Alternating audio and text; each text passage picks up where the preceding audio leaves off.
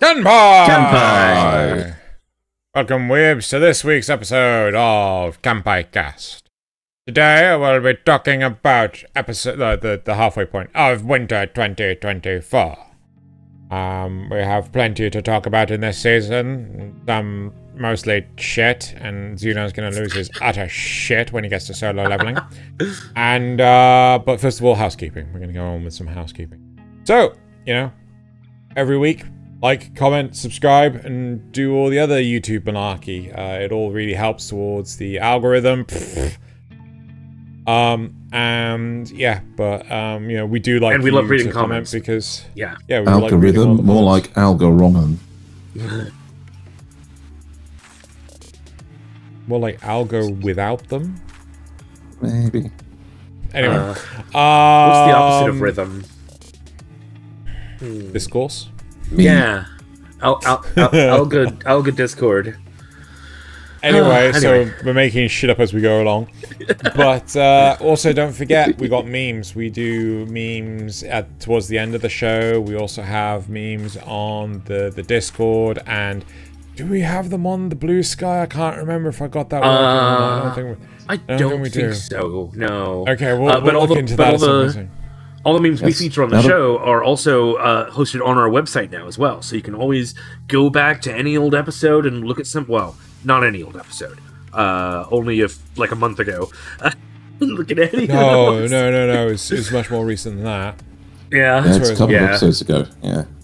No, I think it was, like, at least before Christmas.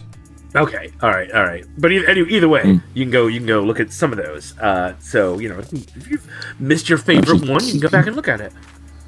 Keeping an archive, and of course, as Xeno says, we feature the memes at the end of the episode, including memes from you, the viewers, that have submitted onto the Kanpai Cast Discord, where we feature up to 6 a week. So please get your submissions in. We love to see you. We definitely won't repeat this when we get to the memes themselves either. No, not at all. Right. However, another point of news. So we've had a lot of tech malarkey going on. So a lot of it's in the background stuff, but one of the most important things for you, the viewers, is that the MAL data, like the information about scores and things, just wasn't updating. We only noticed it this week, and as a result, we have now fixed the issue. So, yes, MAL scores will now display. Yes, that's my anime list, isn't it? Yeah. Yes. So, not Captain Mal like from Firefly. Just for people at home that might not know what MAL is. And if you don't, what are you doing here if you don't know that? Come on, keep up. Anyway, right, that's it for the news. It's now time to move on to the actual topics itself. And we got a lot of them, so... Yeah. So just some honorable mentions of ones that I've certainly dropped.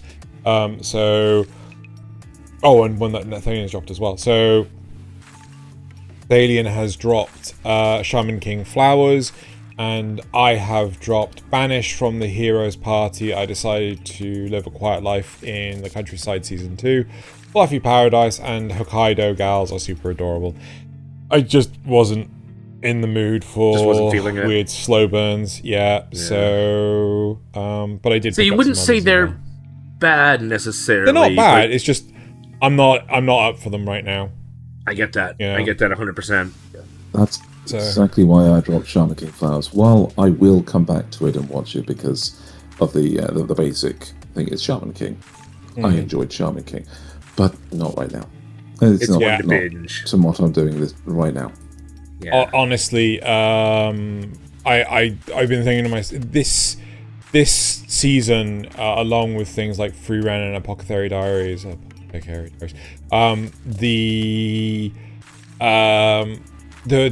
slow nature of the stuff as of recent has made me reevaluate stuff on, like, this is good, but only if you have the opportunity to binge it, right? Even Undead Unluck feels like it's kind of slowed down a little in its second half. But we've done the honorable mentions. Now let's hand over to Nasuth, as he's the one with the most shows to review this season. Surprisingly, although I'm probably going to drop at least one of these. So let's start with Hikari no O, because it is the weirdest one that I think the fewest amount of people are going to vibe with. But I've really enjoyed this season. This is so last episode it was an acquired taste 3. To me, it's now an acquired taste 4. The reason it's an acquired taste is because it is very artsy. It's very not your typical anime sort of story. So it might be something that's hard for people to get into. It's why it's not a must-watch. But I think that the art style is so interesting. The fact that they're trying to do something different than your typical anime story. These are all selling points to me. It's interesting to see how the kids are starting to develop in the face of the adversity of what's happening. So, they're in the middle of a war. As I said the last time, the spiders are attacking the capital, and now we're kind of seeing the results of that attack, the aftermath. And it's forcing them to grow up a little faster than they might have otherwise. We've already seen how Toko, the main character, is becoming more of a... She's starting to go down that fire hunter path. The boy he's become sort of jaded. He was working to help bring higher technology to our world without the use of fire, and now he's seen the devastation that it can bring. And he's been told this is the spiral of humanity. This is just what they do. We took away fire to try and stop them from fighting. They just found new ways to fight, and so he wants to figure out a way to kind of break that cycle. And he's going to use his brain to do it. And then there's also the counterpoint of that is the kid that they're with, whose sort of natural knowledge, because he grew up with the spiders, he grew up out in the woods, in the wilds, is something that they actually still need. They can't go full technology, but if they can figure out how to make them blend, that might work. And I like, those are all really good themes. The style is kind of simple, but also that means that when they do pay attention to something, not just the weird still shot, hyper detailed, weird colored ones, but like other moments when they decide to put in a lot of detail, those stand out very starkly and bring in like they're very nice visually. It might be a little hard to keep track of some of this because they do jump around between several different characters at this point, and they're like one character might see something, and then 3 episodes later another character will come along to that same spot and not have the same context because they weren't there the first time and they haven't interacted with that other character who saw it. So like they might see the aftermath of something and not realize what happened. And if you don't remember those moments that came prior, you might be like a little confused. I like the fact that the gods are actually kind of elusive and unknowable the way that gods should be. They're not just like, I mean, even though they're clearly, I'm not even sure if they're AI or human. I haven't figured that part out yet. But they're like, most times the gods are like, oh, they're just people that are really strong. No, these guys are really kind of hard to get a grasp on. But there have been some reveals that they're building towards something solid. I think they know what's going on. By they, I mean the writers. That's really it. Fair Interesting. enough. I want to see where this goes because it's been interesting listening to you explain some of it so far, but it's not what I would normally pick up. So hey, let's see how it goes. Yep. All right. Okay. Shall we break our usual pattern and go with you next, Should we? Sure. I mean, if you want, yeah, why not? Okay, right. Right, fine. Okay, then I'm gonna go next, and I'm gonna talk about solo leveling. Oh my god, right? You're not gonna save it for last. You're not gonna save your rage for the end. No. Because if content creation is taught me anything, you got to front load your content because then people will stick around for the rest of the stuff, right? So I'm hoping that we're not going to go too long on this, but I'm expecting we will. Right? This to me. Okay, do not hit the buttons yet. This to me is a 5-star poop, right? Personally. However, I'm actually giving this a 5-star pass. Wow. Right? I'm trying to be as generous as possible. Well, I'm trying to give it the benefit of the doubt because there's so much of this setting that is just unexplained, just mind-bogglingly what logic are you applying here, and it just confounds me. It's so okay, so we at one point in time we will get into spoilers, right? I got to episode 6 of this. I could not stomach it anymore. I'm dropping it. I'm not watching this. Right? I'm done with this. Right?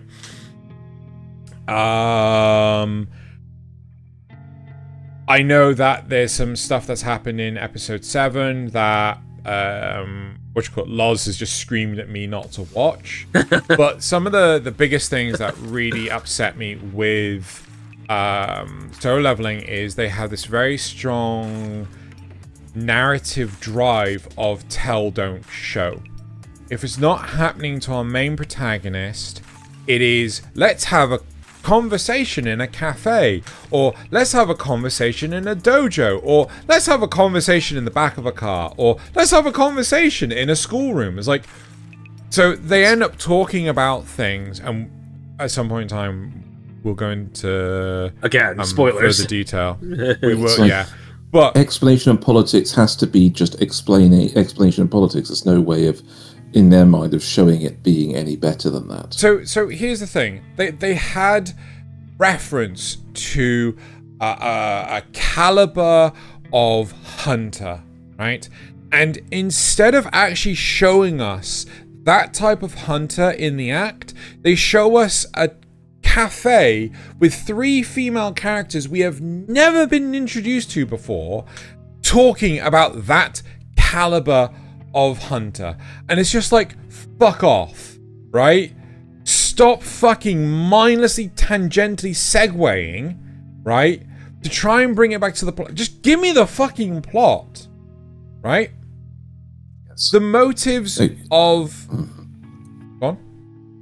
Well, this is exactly the kind of complaint I have with it, because it's a manhwa, it's not a manga or a web novel kind of thing. It's specifically coming from a culture that tells stories differently, and it's just fundamentally not jiving with how you and me would expect to have the story told to us, and not in a way we'd find entertaining.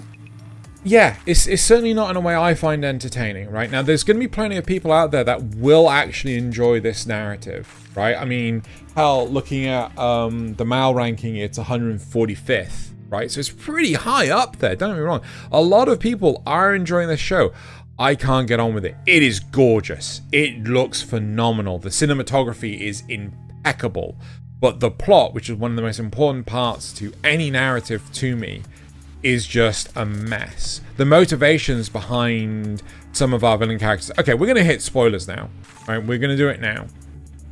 This is going to be an example of like why I think this is the dumbest shit ever. Yeah, I wouldn't even say it's just that they're telling a story in a different way, but yeah, this is why. Right. So 5, 4, 3, 2, 1. Right. Okay. Spoilers time. So in the 5th episode, our motley crew of our solo leveler, of our main protagonist and friends and chums, right, go into a dungeon. They have no idea what's in this dungeon whatsoever, and the tactics of the rotten group within, right, are dumb. So they encounter a spider boss, right, and they're treating it like a video game, right? If they kill, sorry, if they feed the boss will go to sleep. Why? Fucking this isn't. But the thing is, it's like the boss is already asleep when they enter, and yeah, they're like, and then it wakes up, and it's Right. like, so why do you think it's not just going to wake up as soon as you come back in? Exactly, right? Yes. Oh no, I didn't eat those 2 that you left behind for me for fodder, but I stored them in my pantry, so I'm gonna store you in my pantry as well. Like, but the worst thing is, That's the what most Spider egregious does. thing, right? Yeah. Yes, but the most egregious thing is the fact that they're going to collect these mana crystals that are, I don't know, the size of They're 2 massive. PCs stacked on top of each other. They're massive. Yeah, they're easily. huge, Yeah, right? huge. They're absolutely massive.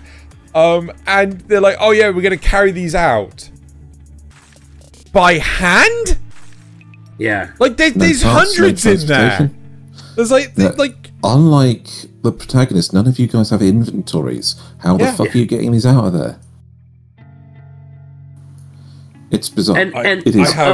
also for me, when they come back and attack them and everything, you know, the other group comes back and attacks them, and he's suddenly like, oh, the system must want me to live. Where did you come up with that assumption? Yes. It's already basically tried to kill you twice, or at least Yes, once, exactly. and is now willing to let you die if you don't do this. So I mean, you know, I'm just saying, Yeah. doesn't seem like it actually cares if you live or die.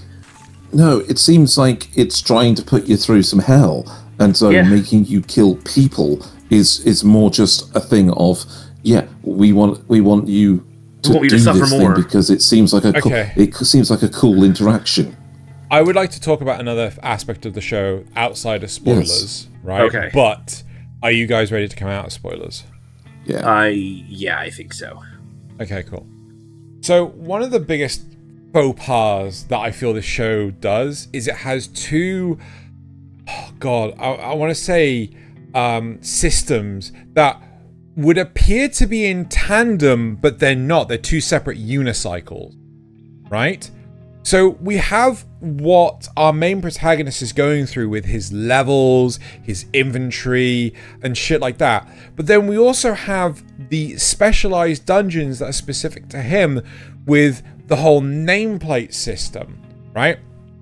Where if the name is white, you know, he's above level. Orange, they're at the same level. Or red, like they are higher level than he is. It just like, okay, that does not apply to the rest of the universe. It only applies in those to this, sub-dungeons. Yeah. which is just like, but then why doesn't his inventory have Only apply the to same Only apply there. sub-dungeons? Why Yes. doesn't his stats only apply? Why doesn't leveling only apply to I the don't know. sub-dungeons? None of it makes any fucking sense. It is just completely up to the whim of the author. And I personally Yes. think there's going to be too Why much doesn't his chin taken only out. apply to the sub-dungeons? Wait, what? His chin, because his chin got pointier, Yes. and yeah. Yeah. Oh, Yeah. Right. This is the thing that really gets me. This is where the storytelling really doesn't jive with me as somebody reading from a different culture. Is that many of the times with many manhwa, they stack a system on a system on a system on a system, right? Without ever actually fully exploring or even fully explaining the earlier systems. And this is consistent across multiple shows and manhwas I've read. Okay, they do that consistently, and I'm not sure if there's just intuitive leaps that we're not able to make because we're not coming from those cultures. Yeah. Could be. And so that's why it feels so poorly explained, because we are supposed to just get it in Yeah. the same way that, right? Imagine the difference between a JRPG character that needs to level up to like 87 before they're actually, near the level cap, versus the typical like Western games that for the more Western audiences, like say Horizon, where you got level 30 is near max level, right? And so with or like the good one, the Far Cry games, where you can cap out your character and have all of the things, whereas other RPGs just level and level and level. And we know from having played those earlier games, how those games work and how those stories are told. Well, we just don't have that grounding. And I'm guessing that people that come from, Korea would then have the same problem getting that connection or getting the trees that we use over on these other games. They wouldn't see these intuitively in the same way we do. Yeah. Who knows? So, yeah. Who knows? Right. If you know, let us know in the comments because we're lost. I'm not watching it anymore, but I think Nasuth is going to keep going. Yep. This is my bad one of the season. Really? I have a worse one for the season, which I'm going to get into.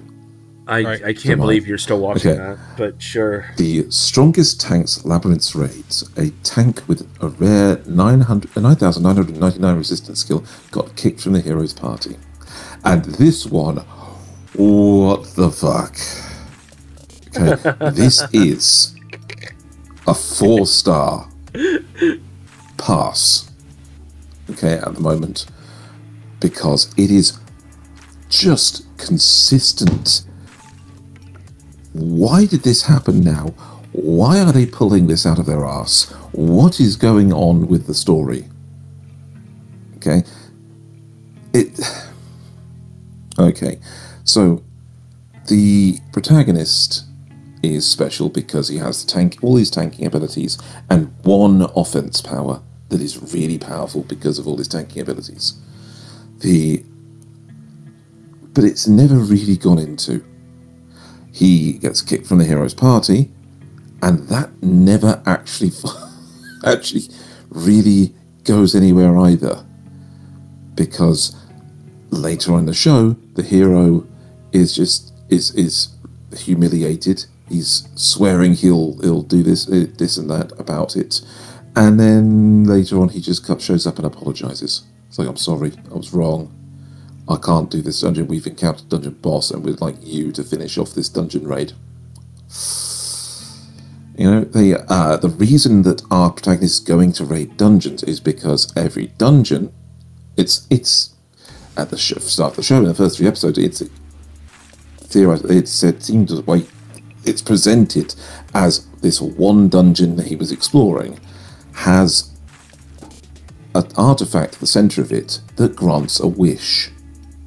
And he's trying to save his little sister's life. She's got an illness, it's incurable, and he's going to save her life with this gem. But no, it turns out that when other dungeons open up, if you get to the center of those dungeons, you find a gem there that does exactly the same thing.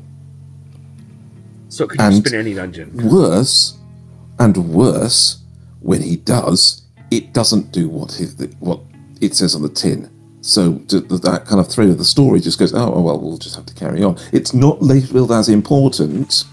It's not treated as oh my god, this wish-granting jewel didn't do what it's supposed to. It partially granted my wish. I've got to go get more. God. No, this is just, okay, well, I guess I'll, Okay, are they trying to use it as a way to just introduce you to the world, though? Do you think there's going to be some greater... They have... No? No. Okay. Hit the spoilers. Okay. Prepare yourself. You guys are not good. None of you out there are going to watch this. 3, 2, 1. They fuck around with this thing, right? So, he's gone home. There's no thing about it. And just magically, a dungeon opens up in his hometown to give him responsibility. So he now has to manage all the adventurers that are coming to his hometown and form a clan and manage the entrance to the dungeon. No. Right? You're turning into opening a shop in another world. No. Sorry. No, it's worse. It's worse because it doesn't even go that far. It's just something that's going on in the background. So they then say, the hero shows up. The hero shows up, went for a dungeon raid with his clan, with his group, didn't manage to get a thing, encountered the dungeon boss on level 5, and it kicked his ass.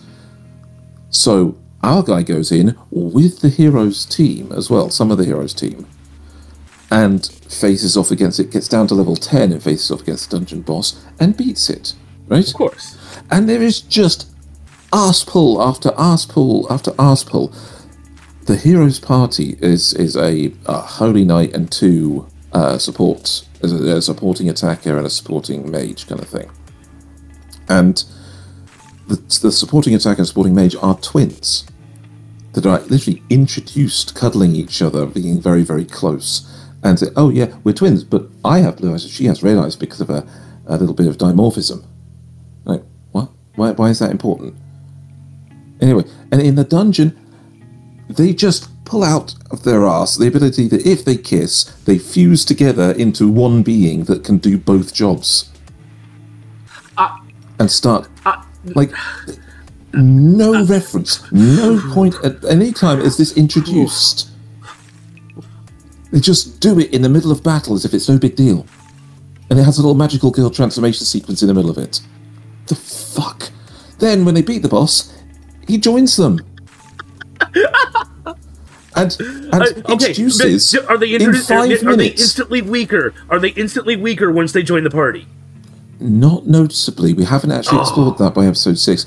But in 5 minutes, introduces the fact that now that he's been beaten, our protagonist is now in charge of managing his dungeon as well, and can spawn mobs and create things. And every time somebody depletes the overshield of a hero, the same thing that makes him powerful, the dungeon gets points. And they found a way to co-op the system by having his own monsters damage him. But they never go into it. They just move on. And then they go to attend a ball where they've got to form an alliance with other clans so they don't get rolled over by adventurers. I'm like, the fuck is this going? Where is all of this? There should be a plot, right? That lasts, at least like 3 episodes explaining some of this shit. And it doesn't. I am so lost. I'm not going to lie, the animation doesn't look particularly great either. No, it's definitely not. Apart from certain things. Do not like. And even those. Do not like. Like the posing for any girl that's out of armor. Of course. Yeah. For the plot. For the plot. So, spoilers off. End of review. This is... I'm just genuinely lost as to what this thing is. By the end of this, I'm fairly sure this is going to be a poop rating for apps, just flat. Right? Because this is so pointlessly unexplained. You think solo leveling doesn't do anything with its explanations? This just introduces things to be more confusing. Dear Lord. All right. Shall we move on to mine? Go for it. All right, let's do Sengoku Youko. I don't know how to say that. Even though they say it in the show quite a bit. So we're moving into the kind of the more middle ground stuff. This is on the higher end of middle ground. This is a 5-star nothing special, and I say that because it does. It's kind of easy to get caught up in the execution in that shonen excitement, and it does have a few nice ideas, and the art's not terrible. It's not amazing, but it's not terrible. But it's still mostly, your very typical younger fantasy shonen sort of thing. They just kind of pull new powers out of their ass, here and there. Actually, quite often. But not all the time, just quite often. When they need to. There's the whole there's a group in here of priests of monks. That are using humans for experimentation. I believe I might have mentioned that in the first 3 episodes. And it's not a new concept, but they handle it moderately well with some darker undercurrents. I don't want to get too deep into the spoilers, but there's what happens when you take a thinking being and shove it into another thinking being. What could be the outcome of that? Babies. Babies, yes, exactly. When they know there's more, when they finally in episode 6 realize that episode 5 realize that there's no escape no true escape from a actually superior force.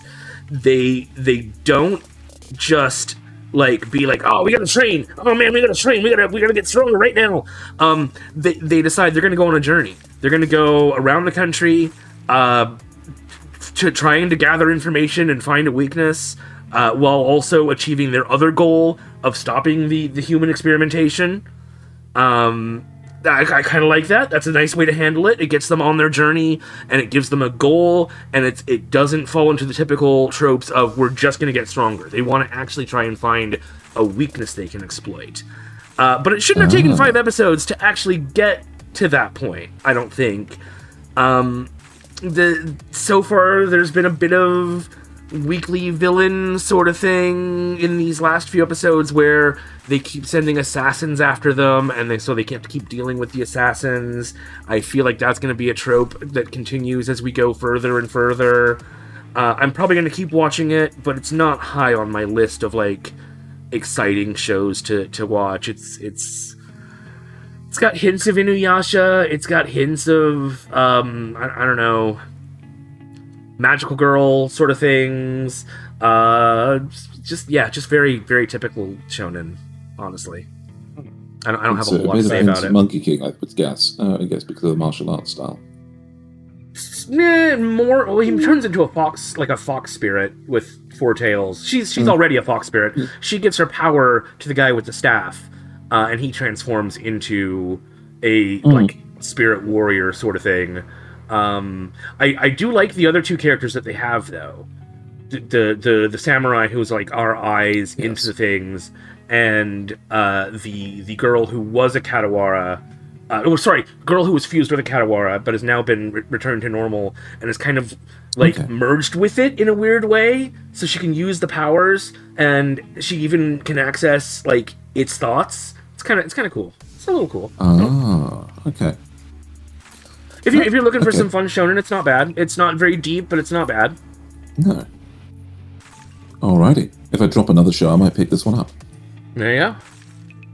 Cool. Right. So moving on to my next one, which is Bucchigiri, right? Which is another one I'm dropping. Like, I'm brutally dropping a lot. Like, so I mean, fuck, I even picked up Bang Bravern. You know, I know. Like, I've hemorrhaged so many shows, and so Bucchigiri, I watched all 6 episodes, and there's another one I'm dropping. This is... I gave Solo Leveling a 5-star pass. I mean, I'm giving not this in your heart, but... Oh yeah, not my heart. I'm giving this a 3-star pass. Wow! Right? No, 2 star pass. This is worse than Solo Leveling? Yes, because I don't know what the fucking point is. Genuinely. Right? There is no consistent direction of any of the characters apart from they want to punch their feelings good. And it's just like, why are we doing any of this? I don't understand. Like, so our main protagonist, he has bonded with this spirit entity thing that, you know, and it's kind of like a play on Aladdin, and the idea is that it will grant him a wish, and his wish is to get laid. And thus, when he bonds with the spirit, you know, it gives him like ultimate strength and things like this. So it's just like, what has this got to do anything with the wish?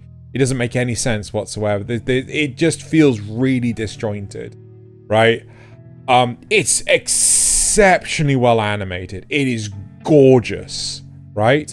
But the plot just doesn't seem to be there at all. Everyone is just an overachieving himbo that just wants to fight, and thus everyone's a delinquent because they want to fight. And like, why can't they not be delinquents and still want to fight? I don't understand. But the motivations behind all the characters is just completely lost. I don't understand any of them apart from one of them, and it's not even the main. Well, sorry, 2 of them. One of them is the main protagonist who wants to get laid, and one of them is the bad guy. I don't fucking know. Like, it's and it's just supposed to be like 3 factions that are just fighting each other constantly. There is no substance to the show whatsoever. I've watched 6 episodes of it. I was bored 3 episodes ago. I'm not continuing this. I've not really got a whole lot more to add to it. It's just guys hitting guys. It's so bad you've only got like a 3-minute review. Yeah. I'm surprised because you like JoJo and that's all style and no substance. No. Right? I would argue that there's a lot of strategy behind JoJo. Even though, yes, there is no substance, but like the difference between like Goku going and JoJo is like, but if I position myself like this, then I'll survive this blow or whatever. But like, there's none of that here whatsoever. It's just like, you know, I think these are just a bunch of kids that are too horny and just beating on each other. Well, it's better than beating off each other.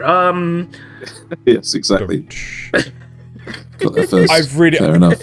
I've really got nothing else to add. Okay.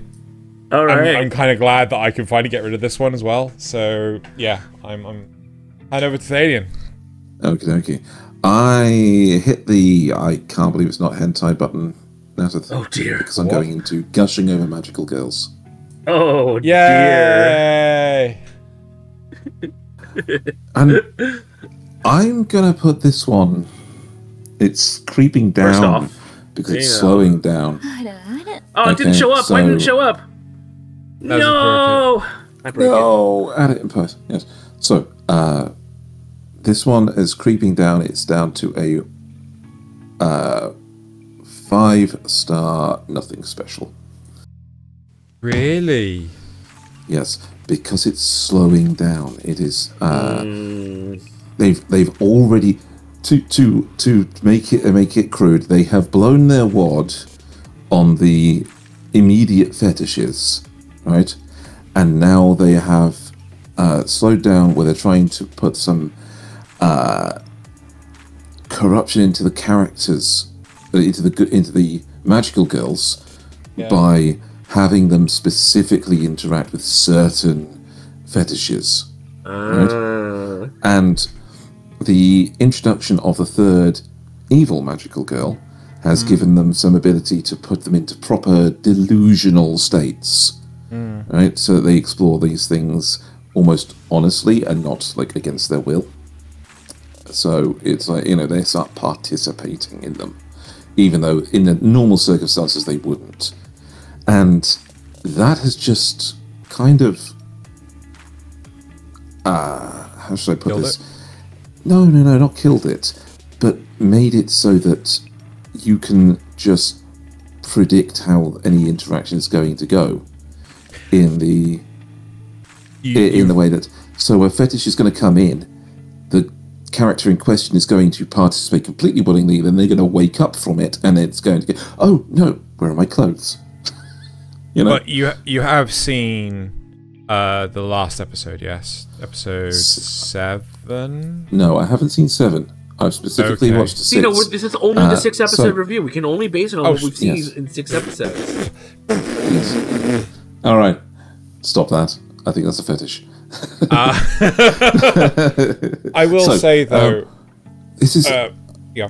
Yeah, go on. You will say. So, I will say, though, that I do agree with you, but episode 7 kind of showed some light to character development that kind of expects me to for it to rise back up the ranks. Yes. I do genuinely get where you're coming from, though. Yeah. So it's crept down. So if it gets back up again for the end of the season, I'm going to keep watching it. I'm still watching it. But it's the surprising thing of we have, I think, because we've left behind in these last couple of episodes some of the self-discovery aspects. The villain journey of the main character has not been focused in this, and it's purely the interactions with some of the characters that don't actually seem to have like much of a villain arc. They've just got I'm just going to do this thing because I find it entertaining. and that's just kind of, it's taken the mood out of it. It's taken the corruption element out of it for me. Yeah, so he's hoping it picks up, as you're saying indicates, but for now it's gone down in my estimates, and it'll stay there unless it does pick back up again.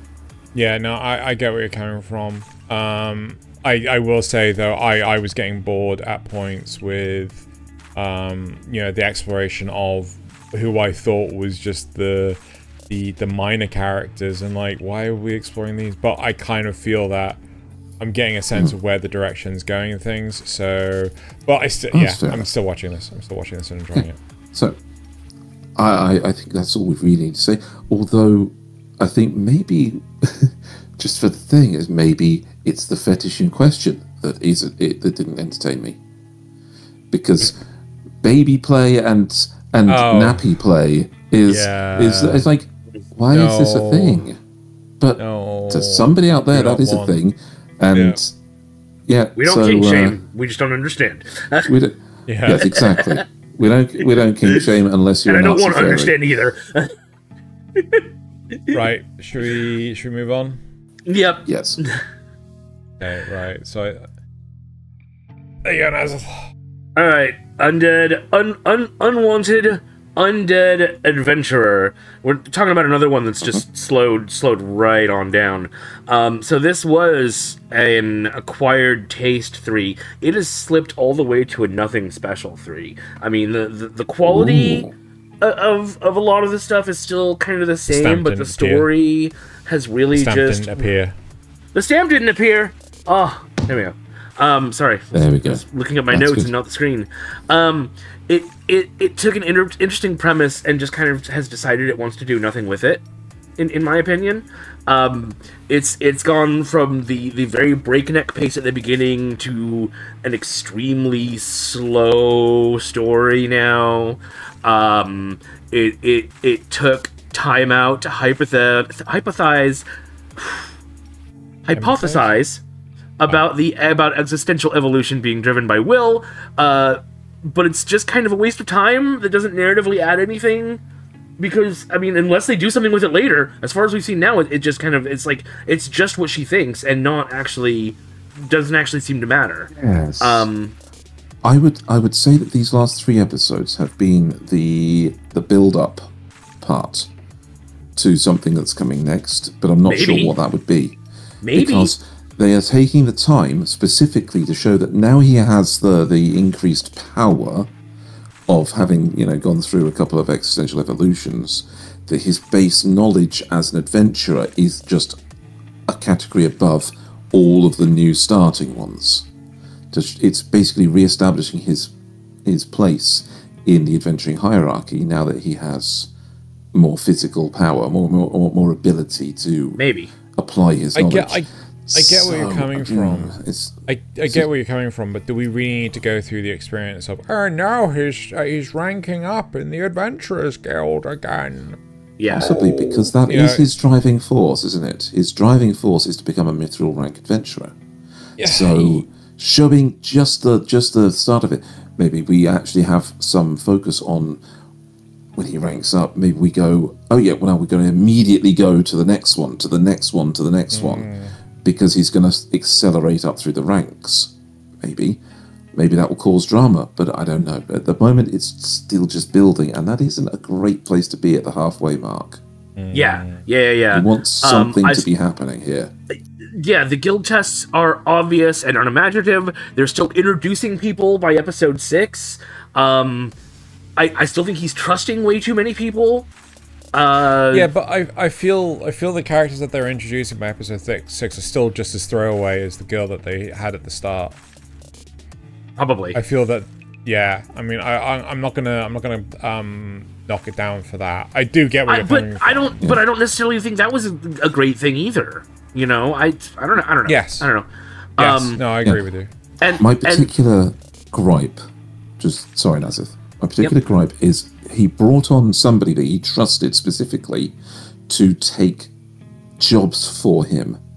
Yes. And then just completely ignored it and bypassed the entire thing. Yeah. It's like the author decided that, no, that was too complicated, we're just going to do it simpler. forgot to take it out of the final edit of the story. Shit, I forgot about that. That's a really good point. Yep, and the other thing the other thing that broke it for me, this is actually what's making me drop it, is in episode 6, when he's taking the guild test. He's like, oh man, I'm so glad I learned a lot of useful skills growing up, like how to read and write, because I thought that would be good for adventuring. And then, in episode 5, he also said, the first time I applied to the guild, I could barely sign my own name or write my age. Okay, no, so which is it? That wasn't what he said. Yeah, no, it is what he said. Misunderstood that. No, it is what he said. No, he said. Wait. The skills. He couldn't add skills to the list. The only thing he could put down was his name because he had no idea what his skills were. No, that's not what he said. He said he could barely write his own name. No, that's exact because he could only write his own name. Hold on. He specifically said that because he filled out the guild thing with things like herbalism and these other skills he had. And when he first joined up, he couldn't add. He didn't know what to add, so he only put down his own name. That was it. That wasn't. You've misinterpreted that statement. Nasuth. I propose a pause, and we go investigate what was actually said. All right. Are you up for that? Yes, I'm up for that. Okay, we'll be right back. That was a fucking mistake. They just spent the last 10 minutes bitching at each other. I was like, my god. So the point is, right? Yes, Nasuth misremembered, but it's still stupid, right? Oh my god, I can't believe we spent so long going over that for no reason. Fucking hell. Right. That was a mistake. I shouldn't have suggested that. I just don't think the show's good enough to keep going with. I get that. The world building just feels too slow and not in depth enough, and I don't know. Man. Shall we move on? I'm going to keep going with it because you know me. I'm a basic bitch when it comes to anything necromancy related, so I'm going to keep watching it. But I wouldn't be surprised if, come the end of the season, I'm not going to enjoy it. So, yeah, should we move on to the next one then? Cool. Right. So, 'tis time for Torture Princess. The next show in Xeno's long list of stuff he's dropping.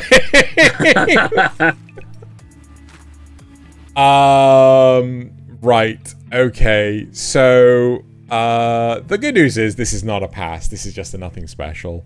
But I'm going to give this a 2-star nothing special. It's a fairly good show, but the problem is its premise is built upon thinly veiled disguise of slice of life. Right? Realistically, had this been a case of you give this princess amnesia and she's found in the demon continent and she's just living a wonderful life, that's literally the same premise as, you know, she's been imprisoned and she's being tortured. It is a slice of life, but unfortunately, because of the thin veil of torture, it makes the plot quite predictable. Yes. Now, its execution and delivery is really good. Its animation is pretty damn good. Actually, no, I'm gonna bump this. I'm gonna bump this to 3-star nothing special. Right? Yeah. 3 stars. So it's 3 stars, nothing special. It is a it's really well animated, but the problem is when you see the setup for the joke, you know exactly where it's going. Right? That's not necessarily a bad thing. I think that there is definitely an audience out there that's going to love this, but I am not that target demographic in the slightest. That's why I'm not giving this a pass. This is just not for me. You know, beautifully well animated. One of my favorite jokes is basically and there's excellent execution of exploring other characters, not just sticking with the princess and you know, the Inquisitor or the Torturer or, you know, whomever. It's not always that setup. One of my favorite jokes, and let's bring on spoilers to make sure if anyone does want to watch it, they don't get spoiled. So actually, there we go. There we go. Right. 5, 4, 3, 2, 1. Right. So one of my favorite jokes is basically the Demon Lord is questioning the Inquisitor. Right. It's like, you know, you're supposed to be the High Inquisitor. You're supposed to be like the interrogator. You're supposed to be the one that's, you know, gets all the information. You're shit at your job. You're not getting anything valuable out of the princess. This is awful, right? You need to prove to me that you're capable of your job. And what she ends up doing is pouring this generic beer, but she pours the beer so well that it has the perfect head on the beer, and the Demon Lord falls in love with this beer and ends up divulging like a state secret to the interrogator. It's like, yep, you're good enough to keep your job. Yep. Oh man, don't know why I ever doubted you. And it is funny in that regard. Do you want to turn off the spoilers? But yeah, unfortunately, it's the. Right. Would you say it's better than Jahi? Leagues better than Jahi. There you go. Right. There you go. So Jahi had the same events happening time and time again. The good thing about this is it does shift gears periodically, right? So, you know, it realizes, oh, we're in danger territory. We need to change gears. We need to introduce new characters. We need to introduce new tortures. You know, new. Okay, life so while the jokes are predictable, it's not the same joke every time. Yes. Okay. Yes, exactly. Okay, good. So the jokes are predictable only because the setup is so good. You know the direction it's going in, right? Right. Okay. And yeah, it's more often than not it's food related and makes me. Well, yeah. Yeah, it's a good show, but it's just not for me. Yep. All right. Cool. Should we hand over to Thaylien? Indeed. So I'm going to go with a nice quick one, which is Mashle, Magic and Muscles. I'm trying to remember what I gave it last time. I can tell you because I got the thing in front of me. You gave it a 5-star acquired taste. Are you looking at the Fantastic. It stays as one. Yeah, I got the spreadsheet in front of me. Nice. Brilliant. Yeah, I'm actually updating it as I'm talking. I was looking for it just before this. That's what I was distracted with. But thank you. So yeah, and it stays the same. 2 or 6 episodes. So page anyway. So it maintains that rating this time around. Okay then. Cool. Yeah. So the joke is still the same, but it's getting a little more serious with the arc it's moving into, with this competition to actually be named the magic valedictorian, and everybody now knows that he doesn't have magic, but he keeps doing things that are consistently fucking amazing with it. I mentioned in the early episode that wait. Did you just say everyone now knows? Yes, they now know that he doesn't have magic. I feel this is spoiler territory. Well, wasn't that covered in like the first 3 episodes? That was what the whole trial was about. Yeah. Oh, apologies. Yes. Right. Okay. Yes, Yeah, that's yeah, exactly yeah. it. So this is now, you know, this is his thing. He's going to be executed if he doesn't go through with this and prove to everyone that magic isn't required. Yeah. So I mentioned in the earlier one that he picked up an iron wand that's incredibly heavy. Now, I'll give you an example. This is used to good effect with the fact that when he's competing against somebody and he needs to hit something that can hit him back if he's not careful, and he's attacking a single point to hit it over and over again, what he does is he literally grabs his iron wand, stretches it out, molds it out, sticks his fingers through it, okay, with his bare hands, and turns it into a tennis racket. What the fuck? And starts smacking this metal tennis ball at his target over and over again, basically playing, you know, wall tennis. against his enemy over and over again while dodging all the attacks. It is that silly, and I love it because you have a few predictable jokes. Like you get given a task where they're put on a team of 3. All 3 of them are given a crystal to protect, and the team that's the crystal, all their crystals break, is eliminated. And the first thing that happens is Mash and his other stupid friend break theirs, and only the sensible one is left with one, and he has to protect it. Mm-hmm. You know, that's the kind of thing. So, whoops, it's slippery, and so it gives a bit of a character growth moment because the one sensible friend has to protect it, even though he's up against much, much stronger wizards. And you see the growth of people in the fact that he's in immense pain, he's struggling, but he's not giving up. He's going to protect this thing for his friend's dreams. And then Mash shows up to beat the bad guy. Okay? And it's a person that says, he was afraid, he was in pain, and he stood up to you. When you can't stand up to me, how will you react? And that, I was like, badass line. It's just, and it's actually followed through on. It's really well done in that sense. So it's maintaining consistency. I'm enjoying the show. It's still funny. It's still ridiculous, and I'm sticking with it to see where it goes at the end of this season. So one of the big things for me when it came to Mashle was the fact that the only truly ridiculous one was Mashle, right? Everyone else still felt like they were rooted and grounded in a world that there were rules that he could break. Things like so a good parallel is like in One Punch Man, where Saitama has broken all the rules. There are some people that are hitting their limits to the rules. There are some people that are pushing beyond the rules, and then there are some people that aren't even getting close to the of the world setting. My question to you is, where we have Mashle, who is like a character that excels in this setting, are there any other characters that excel or even really should not be in this school? Yes, we are getting to that.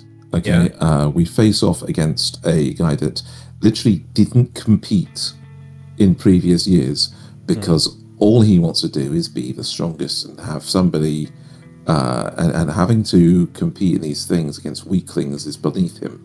Right. We have somebody who, much like in a voodoo sense, reflects damage onto other people that's dealt to him.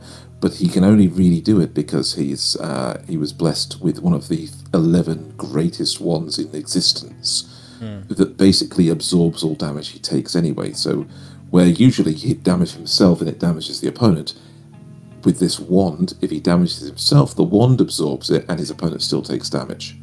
Right. Making him nigh on immortal. So you have a few of these characters coming in that you now have to beat. And I was particularly fond of one of the challenges where they brought in, specifically in this little area they had to go to, creatures that were immune to magic. And the first thing Mash does is punch one in the gut, making it fall over. Thank God. just one taps it, punch in the gut, it's there on the ground wheezing. And the audience is watching on. So, wait, right. It just, what? So, should we... Yeah, it's fun. It's a fun show, and I'm going to keep watching it. I recommend it to people out there. It sounds like one that I would binge the English dub of, if there is an English dub. That's what I'm feeling. Anyway, do we move on? Right, so let's move on to the other one that's fallen quite far, in my opinion. The Witch and the Beast. So this was an acquired taste 3 because it was really, it started out really interesting. We had only the 2 cases at that point, but now it's fallen down to a nothing special 3 because it's gotten incredibly formulaic and also kind of suffers from unreliable narrator syndrome and a lack of concrete world building for the world itself. So the pattern I've noticed. The cases all start off really interesting, really good. but by the end, the villain's motivations are usually just kind of meh, or the rules suddenly change, and should I get into spoilers, or should I save that for a little bit? So save it for a little bit. Save it for a little bit.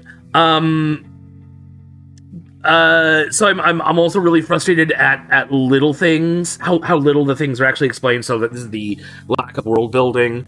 On the one hand, they go into great detail about the resurrection cycle of souls because they're dealing with a necromancer, right? On the other hand, they don't really explain how the necromancer witch is better, or how witch's power works at all, really, or how having a demon sword can help a weak witch be stronger. None of these things are explained at all. None of them. You just got to take it at face value that it is. Yes. We still don't understand Godot's curse entirely. You know, they haven't really expanded on that at all. Is that her name? Godot, yeah. Oh, okay. And I'm not even entirely sure it's a her. I think that this That's more body like is a her. Yeah. But that the consciousness might not be. I'm not sure. Well, again, it would be nice if they explained any of that. I get the feeling it's like an Australian baker, where instead of G'day, it's Godot. Oh my gosh. I mean, it's more like waiting for Godot, I think. But either way, yeah. So yeah, it's very stylish. There's again the start of the cases is really good. The fact that each case only takes 2 episodes instead of what was it, 4 episodes in Undead Murder Farce. But I liked that one better because all the cases made sense. All the information was there from the beginning, for the most part. There was, I think, one time where it wasn't. But like, I get that it was slow. This one is faster, but it makes no sense to me. So shall we get into the pattern and the fact that things make no sense? All right. So here's your warning. If you really want to watch this, 5, 4, 3, 2. All right. So cases start off really good. And first it was the witch's kiss. That was the first case, where they give you 2 rules and then they hold one back until the very end. And so it just kind of breaks all the rules. And then it was the grimoire, which like they set it up as a witch, but there's no real hint at all until the end that it might be something else, and yet somehow the guy knew to use blood bags instead of real people. Because again, they don't want to tell you things. And then it was the witch's zombie. They tell you that zombies can't heal on their own. They need somebody to heal them. They need their necromancer that made them a zombie to give them upkeep. But he gets like his throat slashed and is basically dead. And yet somehow is fixed enough to come in by the end, even though the witch is in a completely different place, and capture the necromancer that they're hunting. And it's just like, but you told us... Back up. You made that really confusing. Can you elaborate further? So, the zombie's injured, yes. Right? Then what? To the point that he seems to be dead. Like, zombies can't actually die, but they can be put into a state where they can no longer move. The reason this happened is because they tracked down the necromancer, and the necromancer wants just the witch alone. So he takes out the other guy. So the witch goes inside, she meets with the necromancer, they sit down and have a long discussion. She finally decides to act and reveal that she's actually a witch who is also a necromancer, and this makes her really powerful somehow. And so he runs off. He's like, oh shit, I gotta go. I gotta go find my dead wife who I'm doing all this for. I'm kidnapping girls to try and find the most beautiful girl in the world to put my dead wife into. Somehow. They don't explain that either. And so after he runs off, and before she comes to where he is, the zombie appears. Her personal zombie appears again, and is just like, what's the problem? And his neck just kind of heals up. Just the big slit in his neck just kind of heals up, and he's fine. How? Where's the witch doing the maintenance on him? And it's that sort of thing over and over and over. And the case they're on now with the Demon Sword, again, really good start, really interesting. I'm waiting for episode 7 where it just completely falls apart because I know that's what's going to happen. Pretty interesting. Okay then. Yep. So I'll probably watch episode 7. But if it follows the same pattern, I'm dropping this. Fair. Right. Okay, it's time for something new. Completely different. Yeah. So... No, I mean brand new sort of thing. So, Villainess level 999... Sorry, 999? 99. Level 99. I may be the hidden boss, but I'm not the Demon Lord. Okay? So, this was a new one, a recommendation from Loz, and I've seen a number of Villainess shows. I've actually been quite surprised by this one. I'm going to give this a 3-star acquired taste. Right? So, it is enjoyable. It's not the best show in the universe, but at the same time, it has a kookiness to it that is, I suppose, anti-formulaic, if that makes sense. So, I said acquired taste 3-star, didn't I? You did. I think I did. Yeah, cool. So, the first episode, because obviously I've started this from scratch, so you guys have no context. The show starts off with where we're following the heroine of the Otome game, which is the pink-haired girl that's currently on screen. Or was on screen. But when we progress through the narrative, you know, we've got the opening ceremony the next day and everything. She bumps into the black-haired girl who's currently on the screen. And the pink-haired girl just absolutely loses it. She basically shits her pants because the pink-haired girl, who's the heroine, is a light magic wielder. And our main character, our villainess, is actually a dark magic wielder. They're the only two in the entire school. Because both light and dark magic is extremely rare. Everyone else uses the 4 basic elements. Wait, what is the 4th one? I can't remember what the 4th one is. Earth, wind, water, fire? Yes, that is it. Yes, you're right. Yeah, so I don't know how I thought there was only 3. I'm thinking of RGB or some shit like that. I don't know. Where's the yellow? Right, anyway. But yeah, so the whole point is that our main character, so they got this opening ceremony and everything, and very much like fucking Harry Potter, they turn up, they put their hand on the orb, and it says what level, like literal physical level they have. And our main protagonist, she is level... Sorry, not our main protagonist. Heroine, you know, her. She's level 1. Well, starting character, I mean, of course she'd be level 1. And the player party, the heroes party, they're all like level 5, 4, you know, one of them's like level 10 or something like that. And then the idea is that we come to our main protagonist, our villainess, and she turns up and is like, oh yeah, I should be like level 8 or 9 or something like this. Puts a hand on the thing and it goes level 99. Turns out she's a reincarnation, right? She's an isekai, yeah? So someone played the game and they knew what was going to happen, so she is the hidden boss of the game. So the idea is that... Wait. So she's an actual character? She's not somebody who's been transplanted into the game? No. Someone's been transplanted into her character. Yeah. But her character was already level 99. No. Her character wasn't. That was what I was getting to. Right? Okay, so, I'm sorry. So it's fine.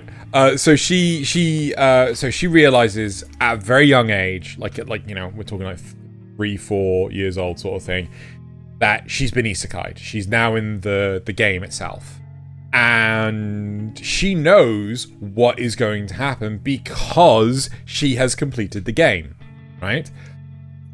So she changes the rules. She doesn't want to fall victim to manipulation. She doesn't want to be tricked into becoming the hidden boss at the end of the game. She doesn't want to, any of this sort of stuff. She just wants to have a nice, quiet life. And she thinks the best way to do this is to level up, earn enough income to basically just live out in the countryside sort of thing. So, as a child, she goes and solos dungeons, right? With her dark magic. Because she knows how to beat them. Yes, right? And then as she gets higher level... So, as she gets, like, equipment and stuff, and she, resources to trade in, she trades in the resources, and she buys a Talisman of Growth. Now, apparently, like, all the adventurers, they will have, like, talismans of protection. So, like, if they would take fatal damage, the talisman will break instead. She doesn't. She takes Talisman of Growth, which means she gets more experience. Yeah. So this is why she's now level 99. And becomes a huge point of controversy. That's actually pretty clever. I like that. It's funny. It is genuinely funny. It's quite clever. And there's a lot of controversy behind her. Like, no one trusts her. It's like, you're lying. You lied. It's like, I can prove it. And she summons a black hole. It's just like, what the fuck is that thing? It's just like, that's me at half power. Just like, so it is fun. It is dumb. It's probably the best Villainess series I have seen thus far, but that bar is pretty damn low. I'm not gonna lie. I have another question if you're ready. Go for it. Do you think this is going to end up being more of a slow life, or do you like she wants, or do you think she's going to get caught up in things and there's going to be more of an adventure? I don't know, because there is hinting already that, like, in the setting, like, there's a proposed coup d'etat, right? And I think it's a case of, like, the different factions want her to be involved on their side, but she doesn't want to be involved on either side, sort of thing. So she it's like, so this guy tries to, like, oh, will you date me? And she's like, I'll only date someone who can beat me. And obviously, because she's level 99, no one can beat her. So it is dumb. It is fun. The art is not the best, but it's by far not the worst. It's standard. I'm enjoying this. I'm going to keep watching it. Cool. Nice. So I want to go to my next one, which is, it's going to be another nice, easy one. This is the wrong way to use healing magic. Now, previously, it was an acquired taste 4-star. It's gone down 1 star. It's acquired taste 3-star. Oh, okay. Okay. It's not terrible. Because it's not terrible. It's not amazing. The pace it had at the start has dropped a little bit. The animation is still, on par for what it is, and I like the fact that they have taken some of the time to go into the other characters a little bit. So one of the things that was, like, from the first episode was the 2 really high level characters from the original world. What's their relationship? Why are they really just going to be friends? And they've kind of solved that a little bit with this, where now the guy, the one that has the holy magic, is hanging around a lot with the princess of the realm, and it looks like he's going to be the hero. He's going to be the guy that wins the hand of the princess eventually, kind of thing. It's building. It's not actually gone to any kind of length, and they are putting our protagonist with the girl with the lightning powers a lot more now, with his senpai. Yeah, because they believe it or not, they kind of match up in what they have, the way they see the world, because it turns out she was more of a closet otaku, and he kind of understands her where her original friend couldn't quite. But a few more things where he's actually, she's showing more fascination with him than somebody who was just a friend would. We see a bit more about Rose and her backstory. They don't do a show don't tell. They don't do a tell don't show. It's also very small hints. Yeah. Yes, they hint darkly about what she went through, and they have like a fantastic scene, right, where there's the demon realm is invading, the demon army is invading, and they're secretly building a bridge over one of the rivers to get in. And they said, the king says, like, Rose, I'm really sorry, but would you at least go scout it? You know, you won't come back to fight for me, but will you scout it? And she does. And this demon is controlling her forces and saying, no, we have to get this done. I don't care if it's raining. I don't care if it's, if the river's rough. If we get this bridge finished, we are the vanguard and we will invade. And then somebody's, what's that over there? And it's Rose with a tree hurling it down onto the bridge as they're building it to smash it to pieces. And this demon knows Rose in some way. She's like, you. It's properly evil, diatribe style of yelling. Rose smirks and sprints back off into the distance again, which is... I love the characterization of this person. I love the fact she's not going to fight, but she's going to wreck shit when she needs to. And I do love the way the protagonist is actually developing into this with his power becoming more reliable and people noticing that Rose actually trusts him and will, bring him with her onto the battlefield to do a job. And you start to see why that's important, why everybody is so, impressed with this kind of status. And we leave off at episode 6 with the war about to begin. Everybody preparing. Again, so it's just a little bit slower than it should be, but this build has actually got a clear thing of why it's building, of what the next step is. And the next step is they're going to war. They're going to fight the demons, and all of their powers and training are actually going to be needed very soon.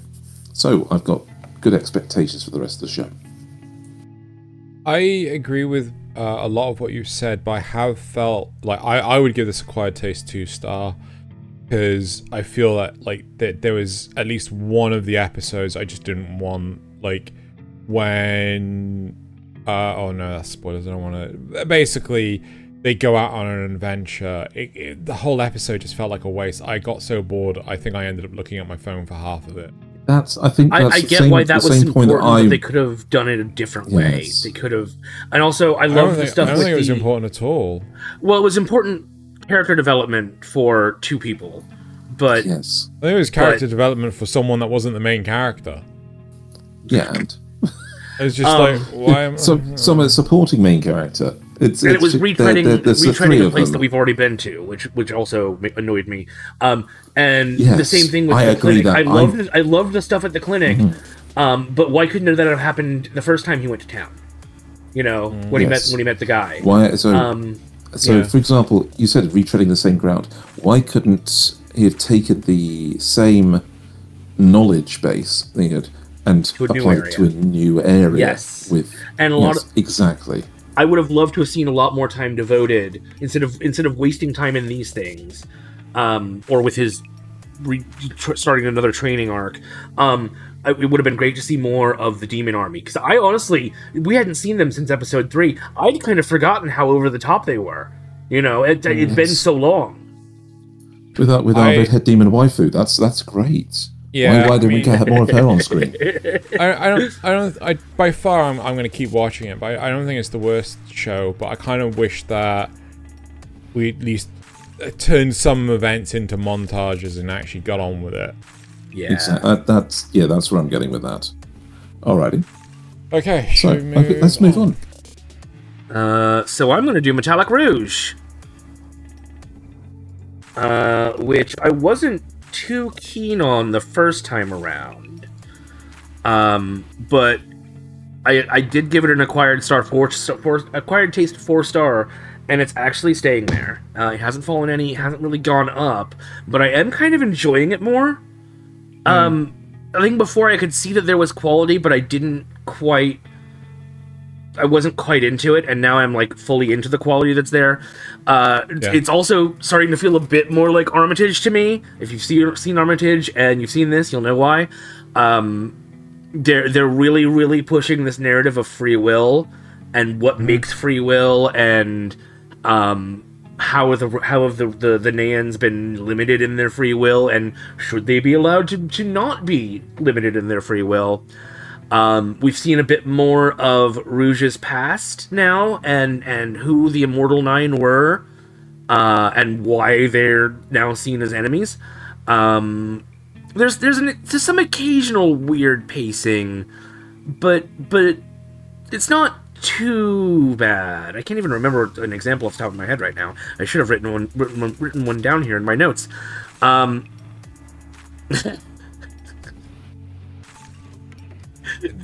There is pacing issues with, like, you know, they spend like an episode and a half on setup and then the actual conclusion's over in the blink of an eye. Yeah. That was like episode, is it 4 and 5, I want to say. So, yes, with the slums. What would you call it? Yeah, slums. Yes. But the conclusion to that was interesting, and I like that they've introduced a new mysterious character who may or may not be on their side. There, at one point, there is a space battle, and I feel like you have to kind of ignore the physics of that space battle. I'm not going to tell you how it starts, not going to tell you the conclusion, but you kind of have to ignore a few of the physics in that, and that's not terrible, given that the show is flashy and more stylized than grounded in reality.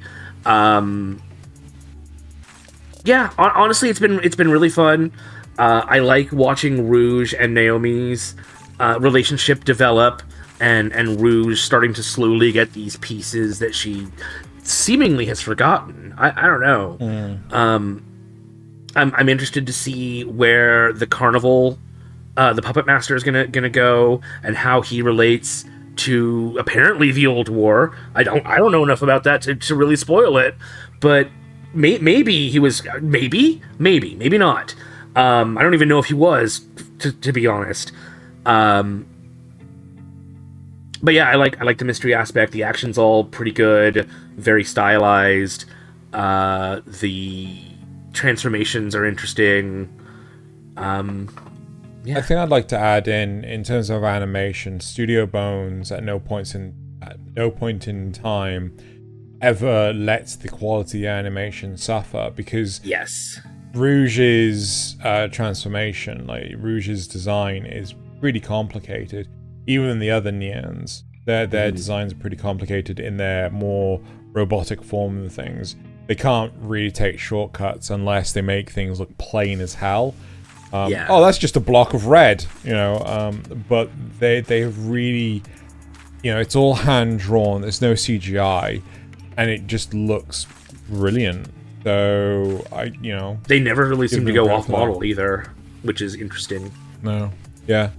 So I'm, that's one thing that and again, like some of the strategies involved. The last episode, oh my god, it had me in hysterics. Yeah. Yeah, I don't. There's not a lot to say. Honestly, I don't want to say too much because it would be spoilers, and I don't want to spoil it because it's actually really good. So go watch.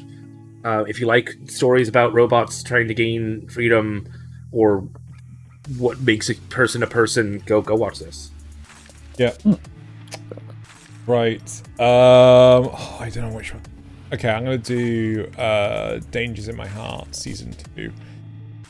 So this is a happy rom-com. I was pleasantly surprised with the first season, but it was very, very a will they won't they situation. And as typical rom-com, you have to stay tuned next time, but this is actually getting a next time. So I gave it an Acquired Taste 3-star last time. I'm actually giving this an Acquired Taste 4-star now. The relationship between our main characters is actually developing, which is brilliant. They are getting closer and closer. The mistakes that they make along the way is great. The characters are flushed out properly. Everything feels real, right? At no point in time do you think that that character's got too much charisma, or that character's got Xeno. You gotta call it Riz. This is the 2020s. I knew you were gonna fucking do that. You're gonna fucking... Anyway, but yeah, but that's the point though. Like, you know, you get your dorky characters. You've got your introverts. You got your extroverts. You've got your characters that are too up their own arse. But they're all just kids. You can easily believe them being kids. And one of my favorite interactions is between the male main protagonist and the father of the female romantic love interest. And the father's just like, you know, oh, she doesn't have any male friends. No one will play video games with me. Will you play video games with me? And it's just like, do you understand the situation that's playing out in your kitchen right now? Yeah, come play video games.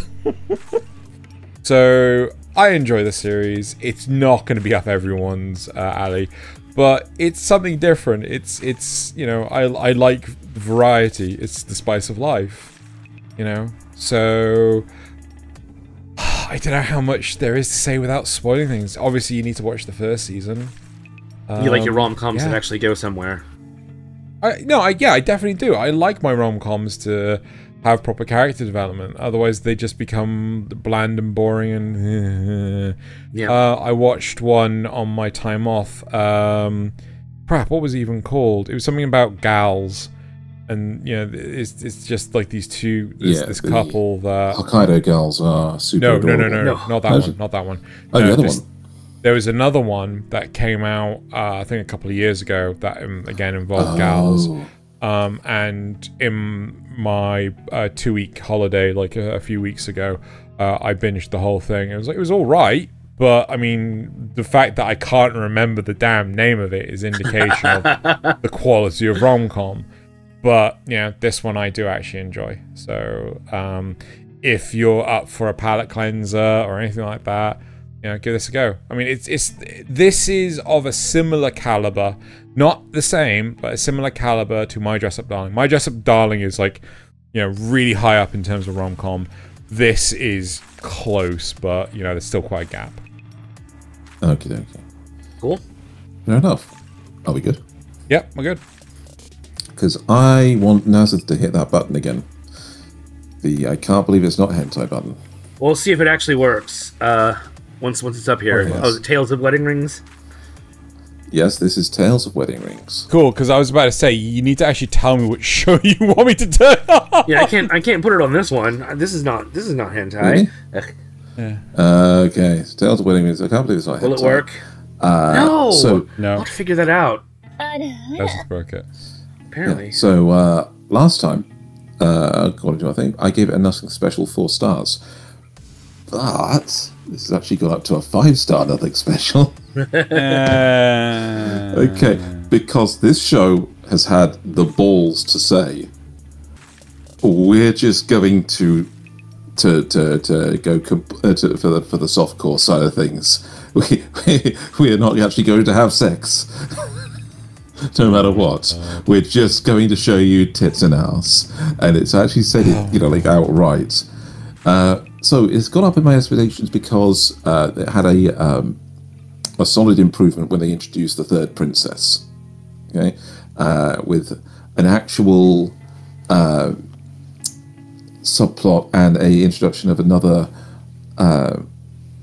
enemy that is then after, you know, trying to defeat that princess before our new Ring King can, can marry the third princess and gain the power.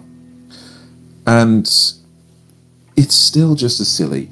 It's still just as in your face with the whole thing of, oh yes, this is the Catgirl nation, and so all the Catgirls are superb fighters. They're also beautiful, and they also enjoy going to the baths and having their backs rubbed by the people there. So our Ring King is going to show up, have a bath, but then the princess is going to show up and ask him to rub her back for her to do this thing. And it's what is this? The Kataro Empire? Yes, we're going to have a little bit of thigh worship in this scene, and yeah, absolutely here for this moment. Thank you very much.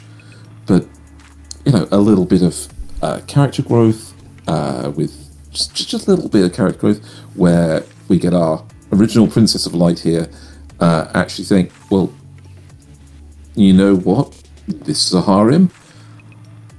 Okay, I'm going to let this be a harem. You know, I'm still his first wife, but you can see he actually cares, and it's okay. And I'm like, okay, fair enough. She's grown. He's done a bit of the old hero growth, whereas I know I want to win this on my own merits. I don't want to be relying on the princess powers all the time. And instead he gets another cop-out power, which I'm not sure, you know, not sure what that's leading up to.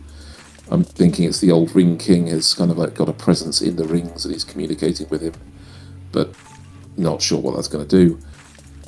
And overall, it's a silly, light-hearted show, all about showing you the most amount of tits and ass it can get away with, interspersed with with an actual mild plot, you know, of a hero's journey through another world, with the fact that he could actually probably go back if he wanted to. You know, if things didn't work out, he could go back home. I'm not gonna lie, I dropped this. I couldn't stomach it past 3 episodes. That's fair. I think the main thing I didn't like about it is the fact that he was falling into the harem trope when he was so adamant in the first episode to chase after the love of his life, and now it's just like, I have 5 loves of my life.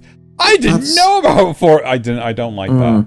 No, I'm okay. The way I'm seeing it, the way I'm not rejecting it the way you are, is because in this he's only kind of accepting it based on the actual princesses themselves. It's kind of like the way that you like the 100 girlfriends that really, really, really, really, really, really love you, because he's actually in that one. The protagonist actually cares for the girls and wants to, you know, to be a good boyfriend. In this one, the other girls are coming in and actually putting in the effort for him, and so he's just kind of responding to that, not the other way around.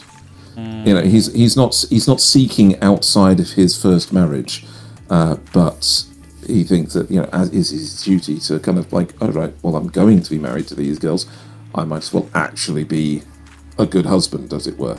So yeah, but that again, it's not in any way on the level of 100 Girlfriends. So that's why it's quite sort of rated. It's gone up a little bit, but not to anything that's actually worth, you know, the audience taking their time on over some of the better shows we've got this season. Fine.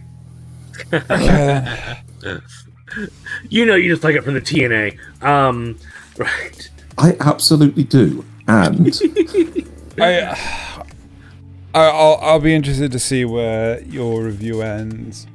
And if, I might binge it in one go, but like, I mean, maybe it's just the weekly struggle, because again, there's so much this season that it's just like, oh my god, I can't take this on a week-by-week basis.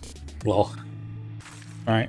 Right. So I'm saving Delicious in Dungeon for the end, because I think we're all going to kind of want to talk about that. So let's do Bang Bravern. Bang Brave. Bang Bravern. So this one, not right now, dear. In my heart of hearts, this is totally a must-watch 5-star, 100%. But I can't give it that rating because it's so rooted in toku tropes and like overly serious mecha anime and parodying that I can only in good conscience give it an acquired taste 5-star, up from 2. Holy shit, this show, I don't know how I should expect by episode 6, when another particle effect appears behind Bravern in the real world that everyone else can see. I should expect this by that point. And yet somehow it still makes me laugh. Hold on. No. When he says particle effect, he means like a special effect, like holographic screen. Yes. Right? Yes. It's like if you were watching it like this. Yes, like this one on screen right now. That logo behind him actually appears where other people can see it. He makes it appear. It's the same way he sang his theme song in the first episode, or played his theme song in the first episode. It's insane in like the best ways. And yet it also does things you would expect from a serious mecha, like the mecha series, like the interrogation scene, people worrying about Japan, and the decimation that's happened to the rest of the world, thinking you need to shoulder all the burdens on your own because nobody else should have to suffer. All this stuff is stuff that you would normally see in super serious mecha show, but instead they end up subverting it and playing it for laughs. The alien girl that No. Sorry, I feel like you don't mean that. I feel like they juxtapose something ridiculous on top of it. Yes. So the one screenshot you showed me was the fact that the mecha was sitting in a giant chair building gunpla while building gunpla. Yes. Yes. That's absurdist style of juxtaposition. I love it. Because he's such a Chinbyu. The Chinbyu? Yeah. The alien girl is eighth grader syndrome. Yeah. The alien girl's a bit on the annoying side, but that's pretty standard for Toku series where they get one of the enemy on their side, especially if that enemy is a girl. But by episode 6, she was starting to get a little better, maybe. She got a lot better.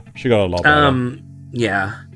I liked the countdown to X Day. I liked that instead of making us wait all 7 days, they kind of went through a montage of some of them training. That was kind of nice. It got us to where we needed to go much faster. But it does also show how they're growing as a team. I know that Xeno has problems with the boxing fight, but it did 100% solidify. Did you? I thought you did. Maybe that was Laws. Anyway, but I love the way it totally 100% solidifies their bromance, the bromance of our two main characters. Bravern does tend to pull new abilities out of his ass, and in any other show, that would annoy the shit out of me. But it's just like, yes, this makes perfect sense for Bravern, because he's personified ridiculousness and burning spirit. I think, to add on, I probably wouldn't have it 5 stars. Fair. But I think I went on the recommendation from Nasuth to watch this, and because I dropped so many shows, so many shows I've dropped this season, and so many more I'm going to drop. The big thing for me is that there's huge amounts of tokusatsu tropes in this. So I used to watch a lot of the more modern Kamen Rider stuff, and one of the biggest tropes with Kamen Rider is the fact that your actual rider already has the belt, or just somehow stumbles upon the belt, or the belt comes to him in a dream, or and it's just like, you're not gonna ask where the fuck this thing came from? Nope, it's here now. and it's a very common thing. So you will see things like this. Now, obviously, Bravern just comes out of nowhere, and you're like, where the fuck has he come from? Why is he specifically targeting this one character as his pilot? But the one thing that really fucked with me when it came to Bravern was, at one point in time, he took his pilot to the bar just so that he can see how everyone appreciates everything he is doing, right? They leave, and he has a mass of hot dogs hanging from his antenna. Yes, I'm like, he does. Why? What? Where the fuck did that come from? That left me so confused for the longest time. And this is the sort of random shit you will experience. You're just like, but why? You'll have that because the people at the bar appreciated him. I don't know. No, but that's the point, though, right? Yeah, that's the reason why I'm knocking off, is because there are so many things that still follow suit from the tokusatsu side of things that is why. But the one thing I cannot give enough credit to with this is you actually have military forces handling a worldwide invasion, right? Which is this small fantastic. ragtag team. Although I guess they did pick up the Japanese Navy, didn't they? So that but that's the thing though. It's not a small ragtag team. A small ragtag team is like 5 to 10 people, right? This is a specialist team I suppose. out of Yeah, the right. much larger force. Yeah, they have it's a coalition American force. carriers. Exactly. They actually have proper troops and things, right? Boots on the ground, man. Boots on the ground. And that's honestly, like, this appeals to me so much. It's again why Spec Ops Oscar appealed to me. Fair enough. Yeah. Fair enough. Right. Okay. So we're going to move on to my last one. No, it's mine. No, it's Xeno's last Oh, one. is it Xeno? Yeah, sorry, yeah. Sorry, Xeno. I thought this was your one because of how much you were talking. No. No, he just loves it too. Right. Yes. Fair Right. enough. So, Okay. Chained Soldier. What did I give it last time? Quiet Taste 3-star. Definitely still an acquired taste, but does it go up? No, I'm sticking at 3-star. Right. This is one of the shows that really highlights also. Can we get the I can't believe it's not hentai sticker when? It'll never work. It just not working. Hang on. Just put it in post. Just put it in post. Fine. Anyway, right. But the whole thing is that with this series, like, it hasn't really done much since episode 3. Like, in episode 3, it really kind of revealed a lot more about the world setting, but then we had a mini tournament arc that was 3 episodes long, but ultimately interrupted by an invading attack force, but it was still 3 episodes long. Unlike Jujutsu Kaisen Season 1, which was like 1 episode long and then it got invaded, we still have a lot of tournament bullshit to go through. It's not the end of the world, but at the same time, it detracts from available space for narrative. And it does explore other characters in other teams, right? So basically we have 2 teams fighting against each other in a tournament style. But at the same time, it's just like, I want to explore more of the narrative between the good guys and the bad guys, not 2 sides of the good guys. This feels very much like a time waster in terms of a typical Shonen Jump stuff. But again, it really does pick up in episode 6 and 7. You know, I mean, regardless of this episode stuff, but I am enjoying this. Right, I'm going to keep watching this, but I can easily see that this is not going to be for everyone. You know, I reckon that this would be a much better show to binge watch when it's all out. Yeah. And this is one of the ones that are, you know, making me question all of this. Animation art style has maintained, because God knows how many shows we get where the after the first episode the style just drops.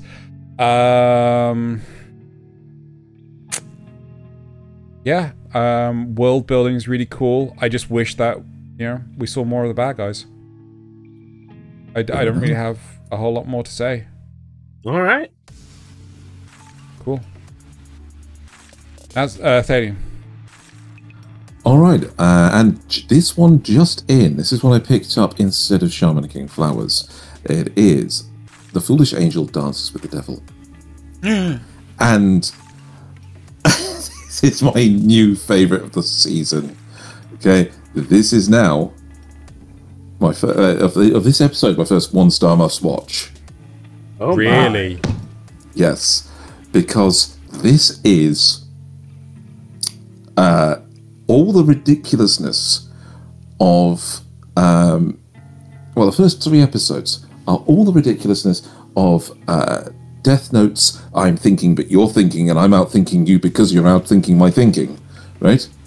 Oof. But with flirting. Oof. Okay, so the basic premise of this, the first 3 episode premise of this is there is a war ongoing between heaven and hell, and our protagonist has been sent from hell to Earth to find, basically on the premise that the demons suffer from a bit of laziness, complacency, sloth, in fact, because they're sins. And so he's been sent to find somebody that can rally the troops, a charismatic leader that they can find, right? So he's been sent up to Earth and he's going to schools and things. He's transferring into schools to find a human. Yes. Right? And I was wondering, is there a demon secretly there? Okay. No. And he finds this girl.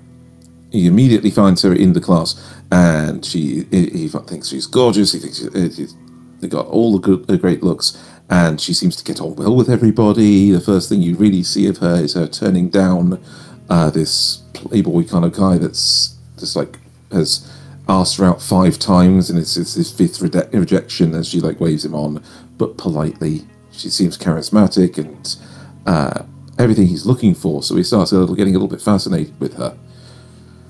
But in that first episode, it turns out that no, she's an angel, and she's more powerful than him. And they have a straight-out fight to start off with, and the fight scenes in this are actually really well animated. So there's actual combat scenes in this throughout, all the way up to 6 episodes so far, where, you know, have a force of heaven and hell fighting.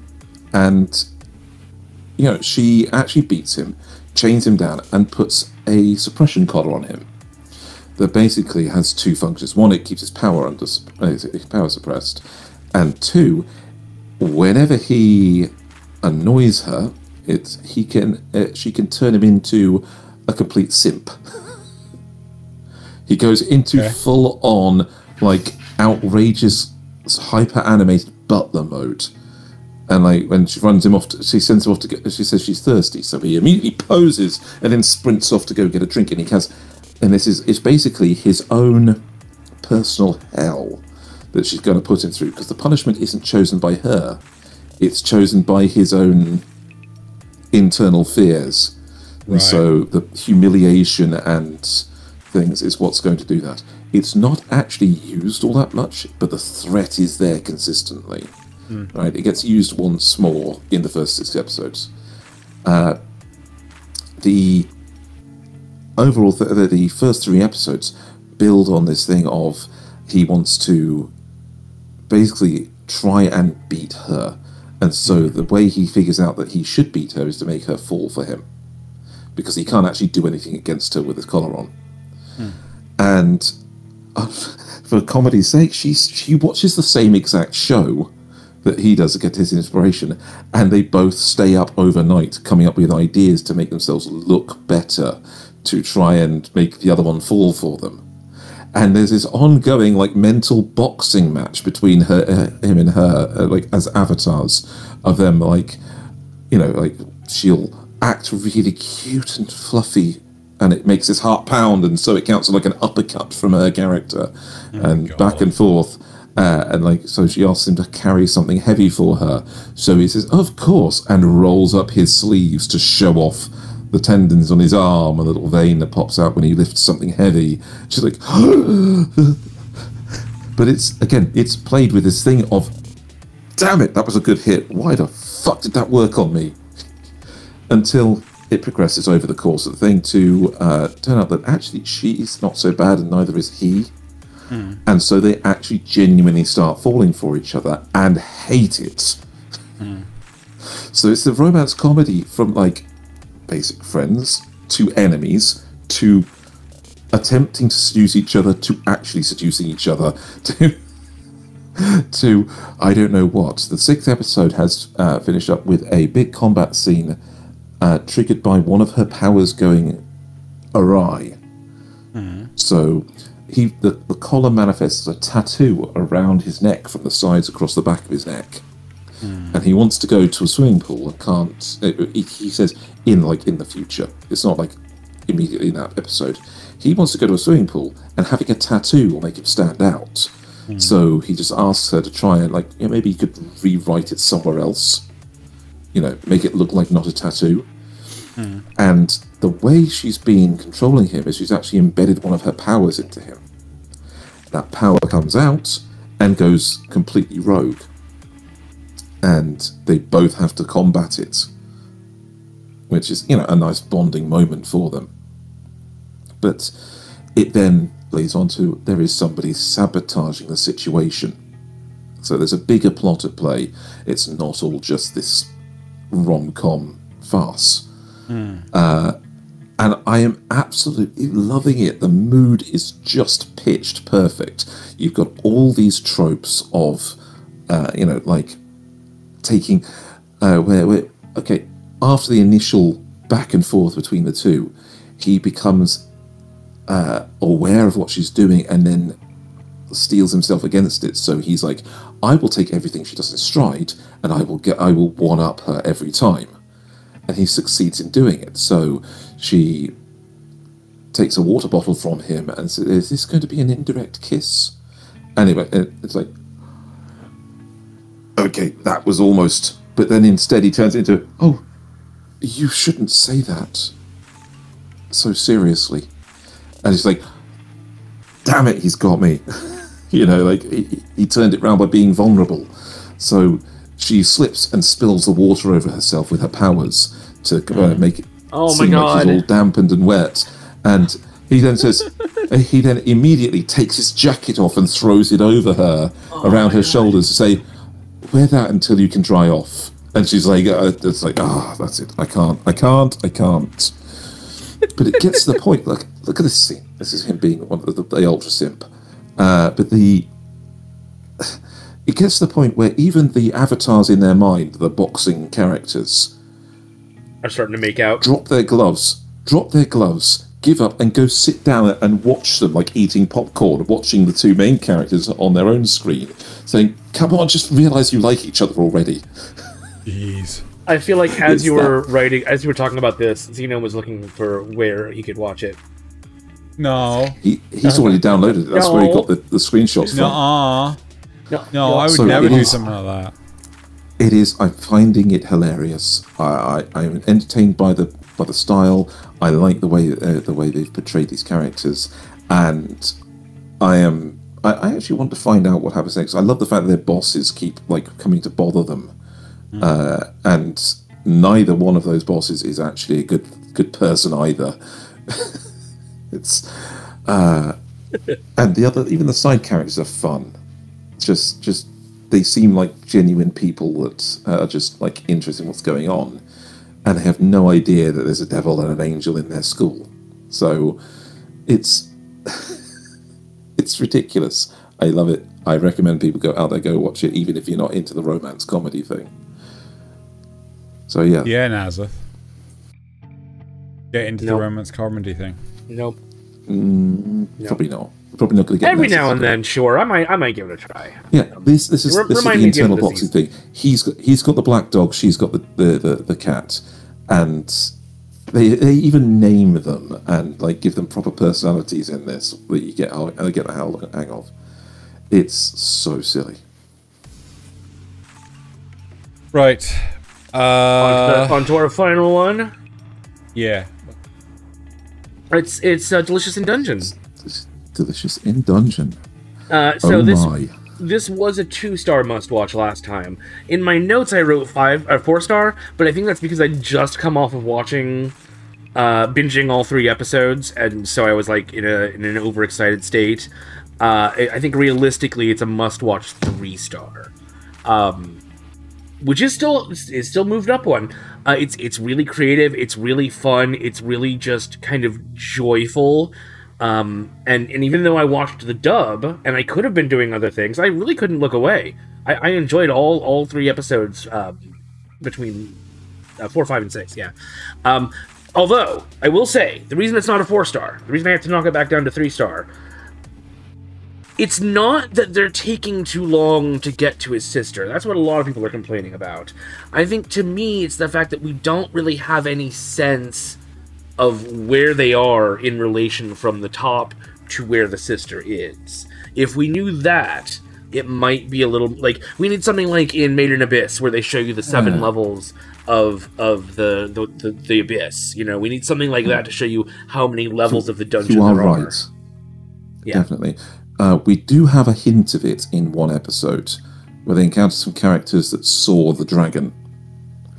And so we've got a goal, at least, but we, the audience, have no idea where that goal is. Yeah, yeah. So they've got more of a hint of where they're going, but you're right.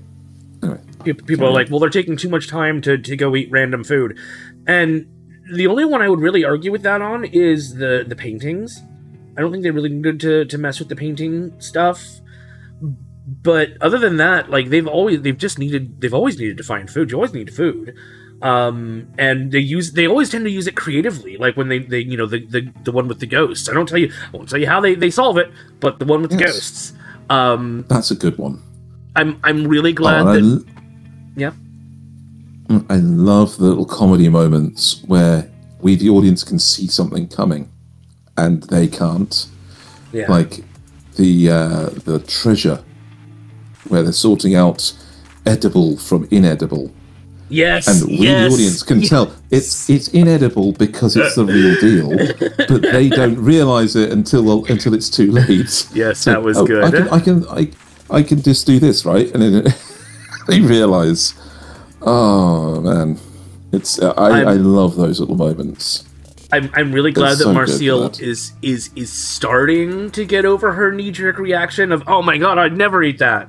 She still has it sometimes. But she's starting to get over it. She's starting to realize that more often than not, it's going to turn out to be good. Like where she comments on one of them saying, "Oh, there's local delicacies like that in the real world, isn't there?" Yeah. The treasure bugs. Yeah. Yes. Tenchi may be my favorite, but they all really bring something to the group dynamic, which is nice to see. I wish I knew a little bit more about how the dungeon apparently shifts and moves around internally, but it seems to fit fine with the world. So it's and nobody there seems to really know either. So I'm sort of okay with it being sort of okay with it being a mystery. Yes.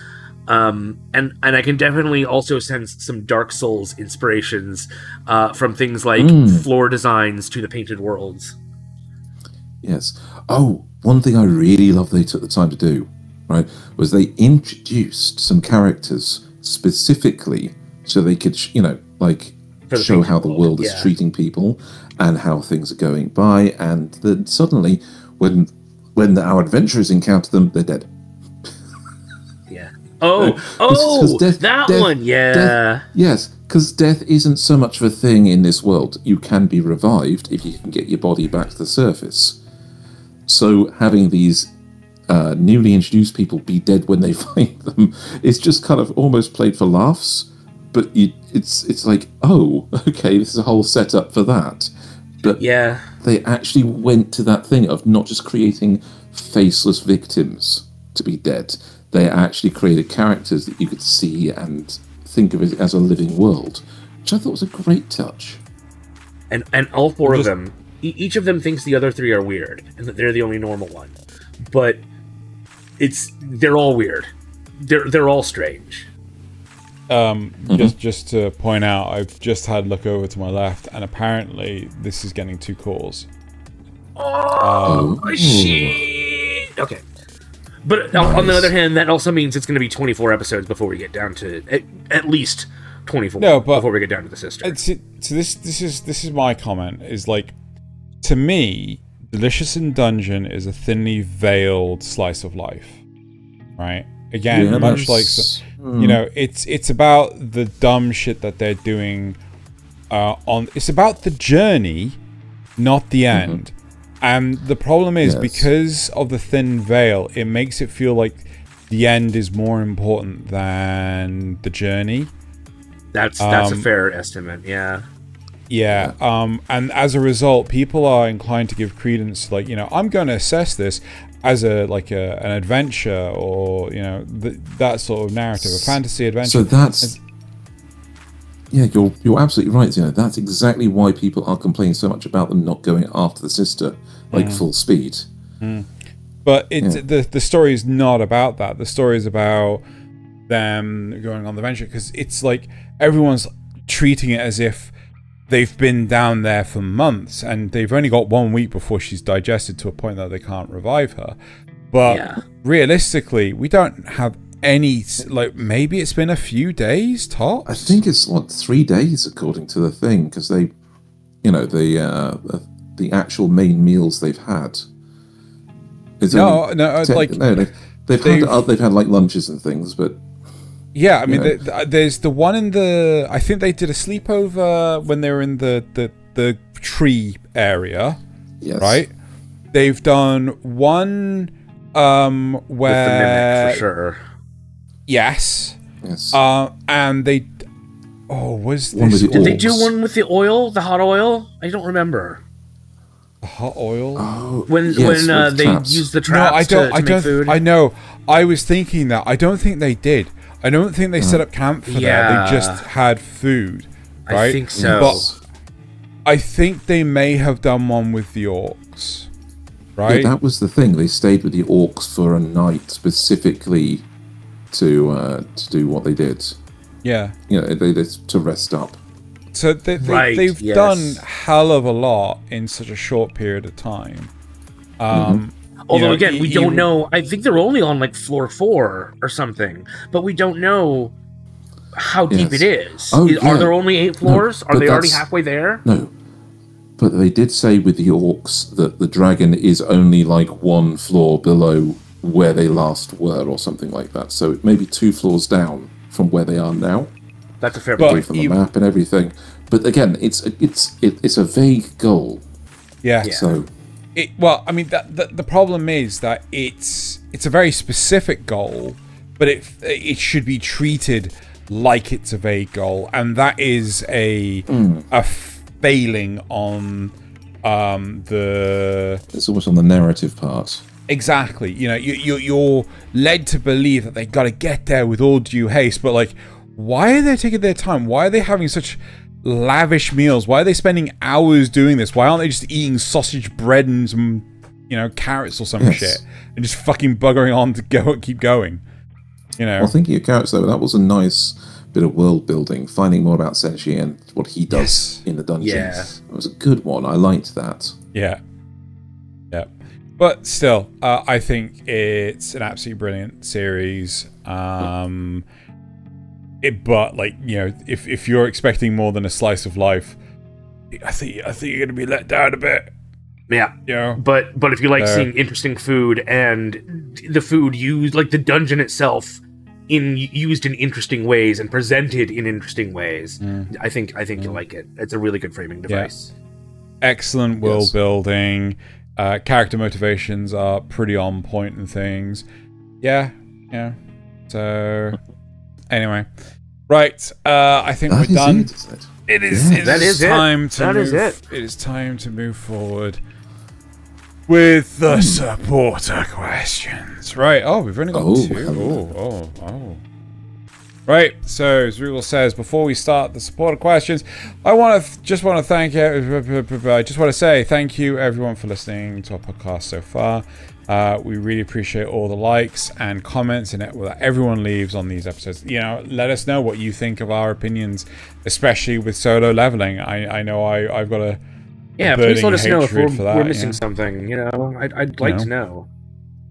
And have we, you know, demystified some things, like, you know, just then with Dungeon Meshi. So, Zrul says, would you consider it cheap or clever if a studio used VTuber-like tech to help animate an anime? Perhaps for a dialogue-heavy genre, slice of life, maybe.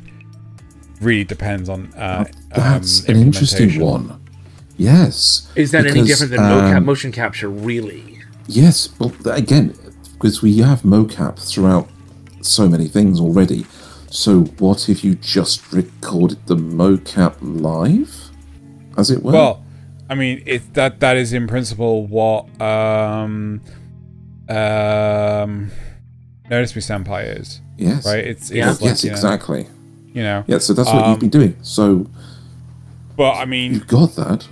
It really depends on, does it cover the energy? So is it still targeting specific audiences? Can they convert a narrative?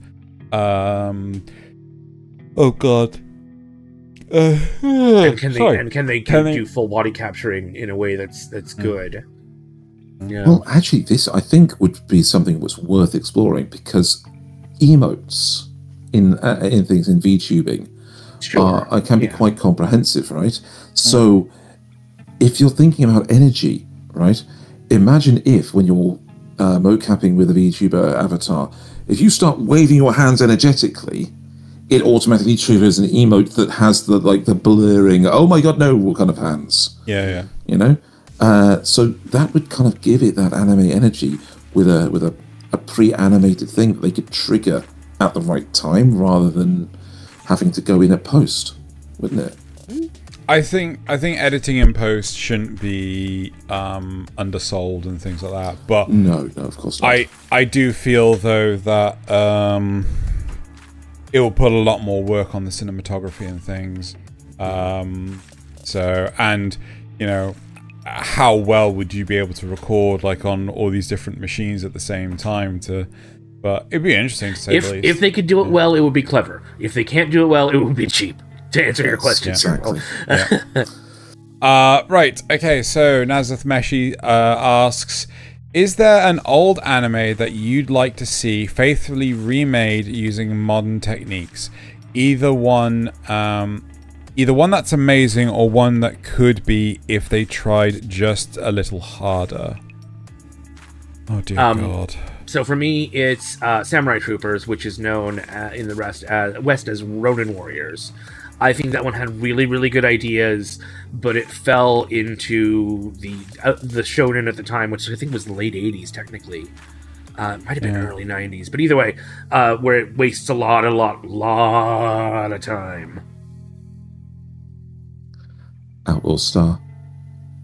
Ooh. I think Outlaw Star kind of is. I think I love the style of Outlaw Star for the time, but it had a problem with its funding in some of its episodes, and so having it completely redone, maybe with that same blocked out manga-esque style with the black solids for its shading, still keep that style, but just redo it over with a full funded animation, especially for the space combat and the gunplay. Yeah. That would be amazing, I think, with Outlaw Star. I'm thinking Cowboy Bebop, because really, so one of the if you've watched the Cowboy Bebop movie just completely shits all over the series. Right? You're not wrong. Because they have time to explore the whole, well, what if they have to they have to track down the bounties, right? And I remember watching a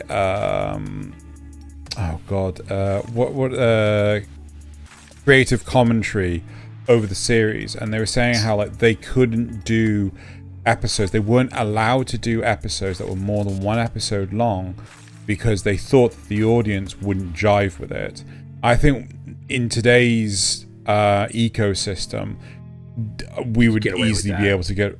You could easily get away with a bounty being across multiple episodes. Probably not more than 2, at a push 3. You know, maybe just rarely a 3. But even so, because so many of the episodes themselves, they're nice, but they've already they've already found the bounty. They just need to catch them, right? And it kind of as long as they don't spend any more time on the actual space cowboy than they did in the first one. Oh god, fucking Let's leave him as a single episode thing, or out. But I can't stress enough that these have to be faithful recreations. So even if they change things up a little bit, or cut things out, or add some stuff into there, has to remain faithful to the original. I'm looking at you, the Cowboy Bebop live action series. Yeah. Oh, Right. oh. Oof, shots fired. Right, so moving on to the comments. First, we have the comments from the news. Xenogelion says, I plan to at least try Suicide Squad Isekai. The characters look good enough, but I agree, Joker looks like Jared Leto for me. Yep. Wow, I'm surprised the Switch has outsold the DS. I mean, the DS practically printed money for Nintendo. And I was thinking the same thing, Nasuth. Why not put a Dragon Ball toy in each Reese's Puffs? Like each box of Reese's Puffs. Yeah. Strong Michelle says, oh no, Anime Fest 2024 was cancelled. I didn't know that was before...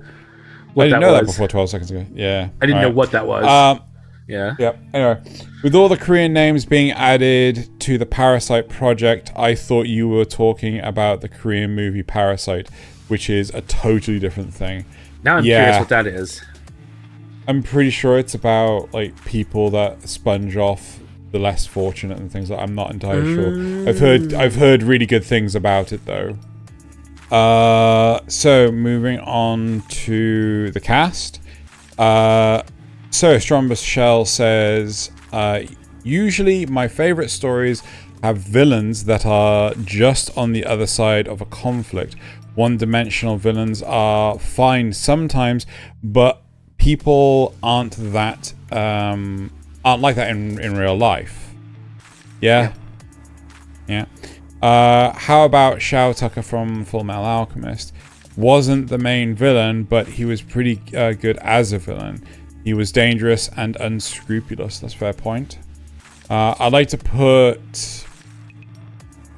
Artophilus? Cartophilus. Cartophilus from Ancient Maze Bride. Don't know who that is. As an interesting villain who was also a victim. I'm currently rewatching the first season. I really can't remember who that is. I got a funny feeling I know who it is, but yeah. At least I think he was. It's been a while since I saw it. Great memes this week. We say it almost every week, but this episode had some really good ones. Gonna have to share a few of those, and then stay tuned because one of these two has stolen one of my favorite memes. So we'll see how that works out. Oh, no idea. Anyway, right, Zrugal says, I have seen a few of these anime, but so few of these anime, but thanks for the spoiler chapters. You're welcome. Welcome. I didn't have too much to say this week, but I really enjoy the show, and I need to watch the memes for a third time because they're still funny. Right, and speaking of the memes, hopefully this week's are also just as funny. Yeah, hopefully. Yeah. Right. Shall we go?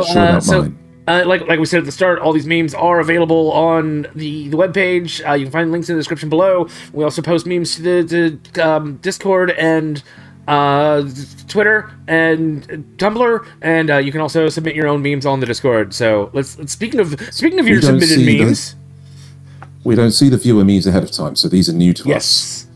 Speaking of your submitted memes, we got 4 of them. So, you're too old for Pokemon. Nice. Nasuth, you need to preview. We got tiny screen. Oh right, yes. Sorry. I'm gonna give these guys a big screen because they can't lean in like me and just look closer at it. Right. Number 2. Shut up and take my money. Oh, that's good. Triclops.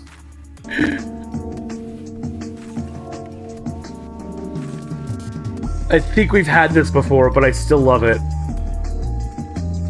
We've had this for something else. It was similar one, but it was the one where she's on the edge of the mud pit for him. Yeah.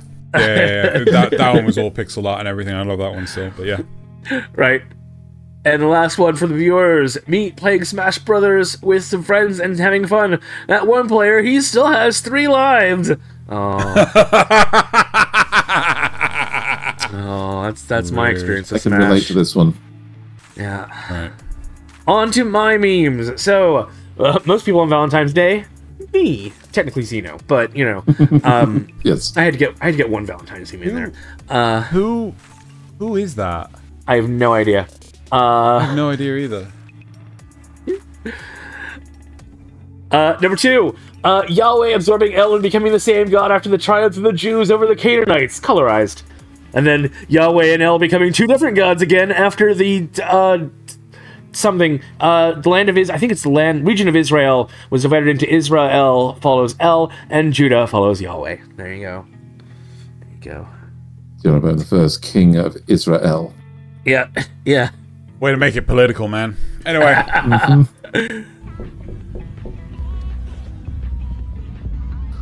No. No. No. No. The horror. The horror. Hell. Don't look, children. Cover your eyes. Anyway.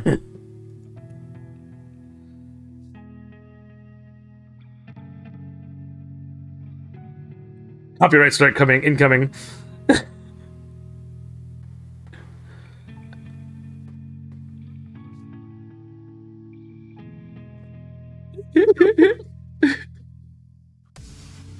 Oh shit, I may have to blur that. I don't know. I forgot about that.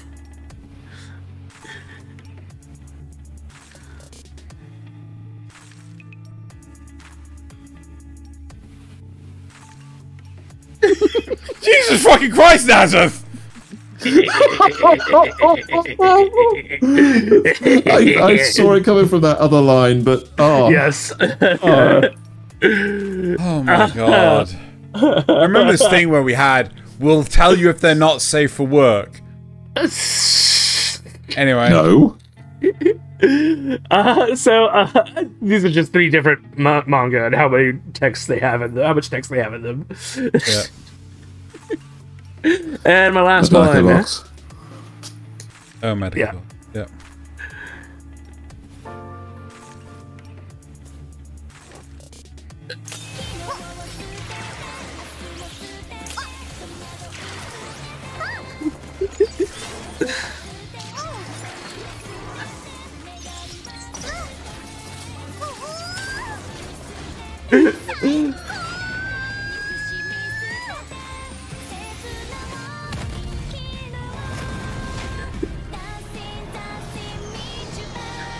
Oh my god, I didn't notice the hat on the wing before.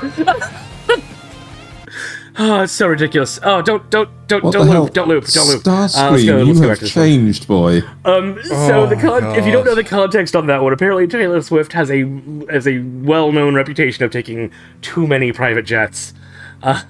Really? Yes. Yes. Okay. Right, on to Thayliens. Oh, guys choosing a skin in an RPG. Also guys choosing a skin in an RPG. Not wrong. Not wrong. Me drinks a bottle of water at 11:37 p.m. on Sunday. My liver.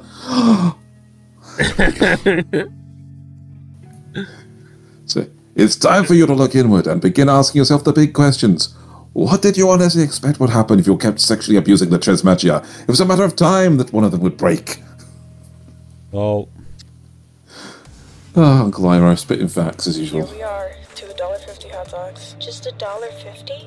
How can they possibly make a profit off of that? It's the same price as back then. Wouldn't inflation cause the price to change? I remember when Himmel the Hero bought a hot dog here for the same price. Costco is unchanged, even now. Back then, Himmel.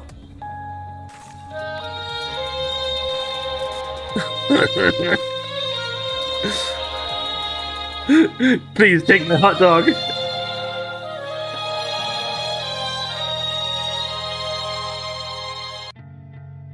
What the fuck? Memes this week are weird. They get weirder. Oh, yep, I know this one.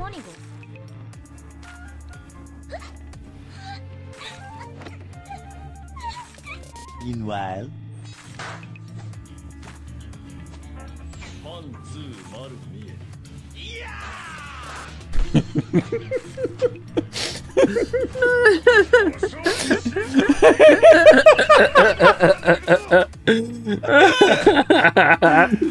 Oh my god. And this one comes about because this next one comes about because somebody stole my other meme, and I'm going to blame one of you. I think it's Xeno because Nasuth have already gone. Yep, there you go. So.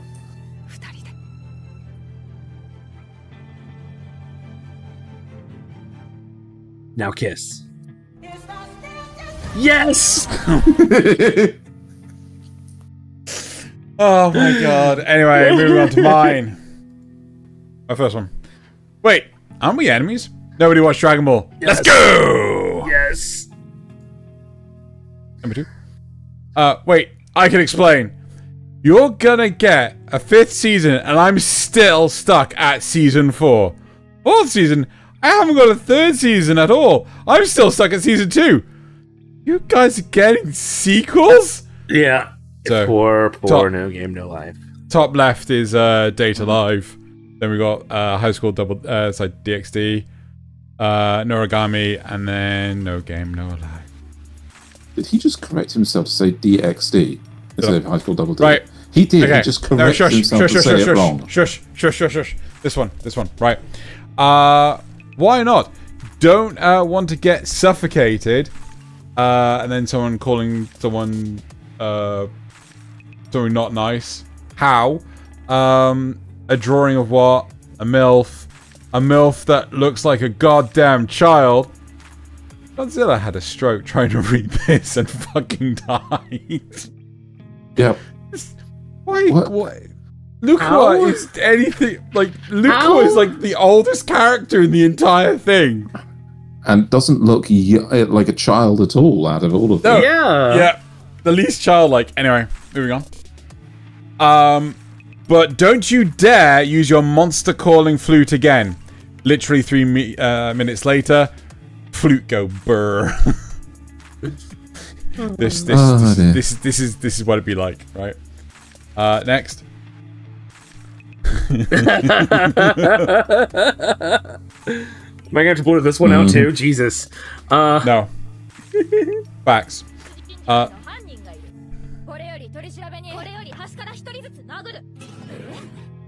Yes.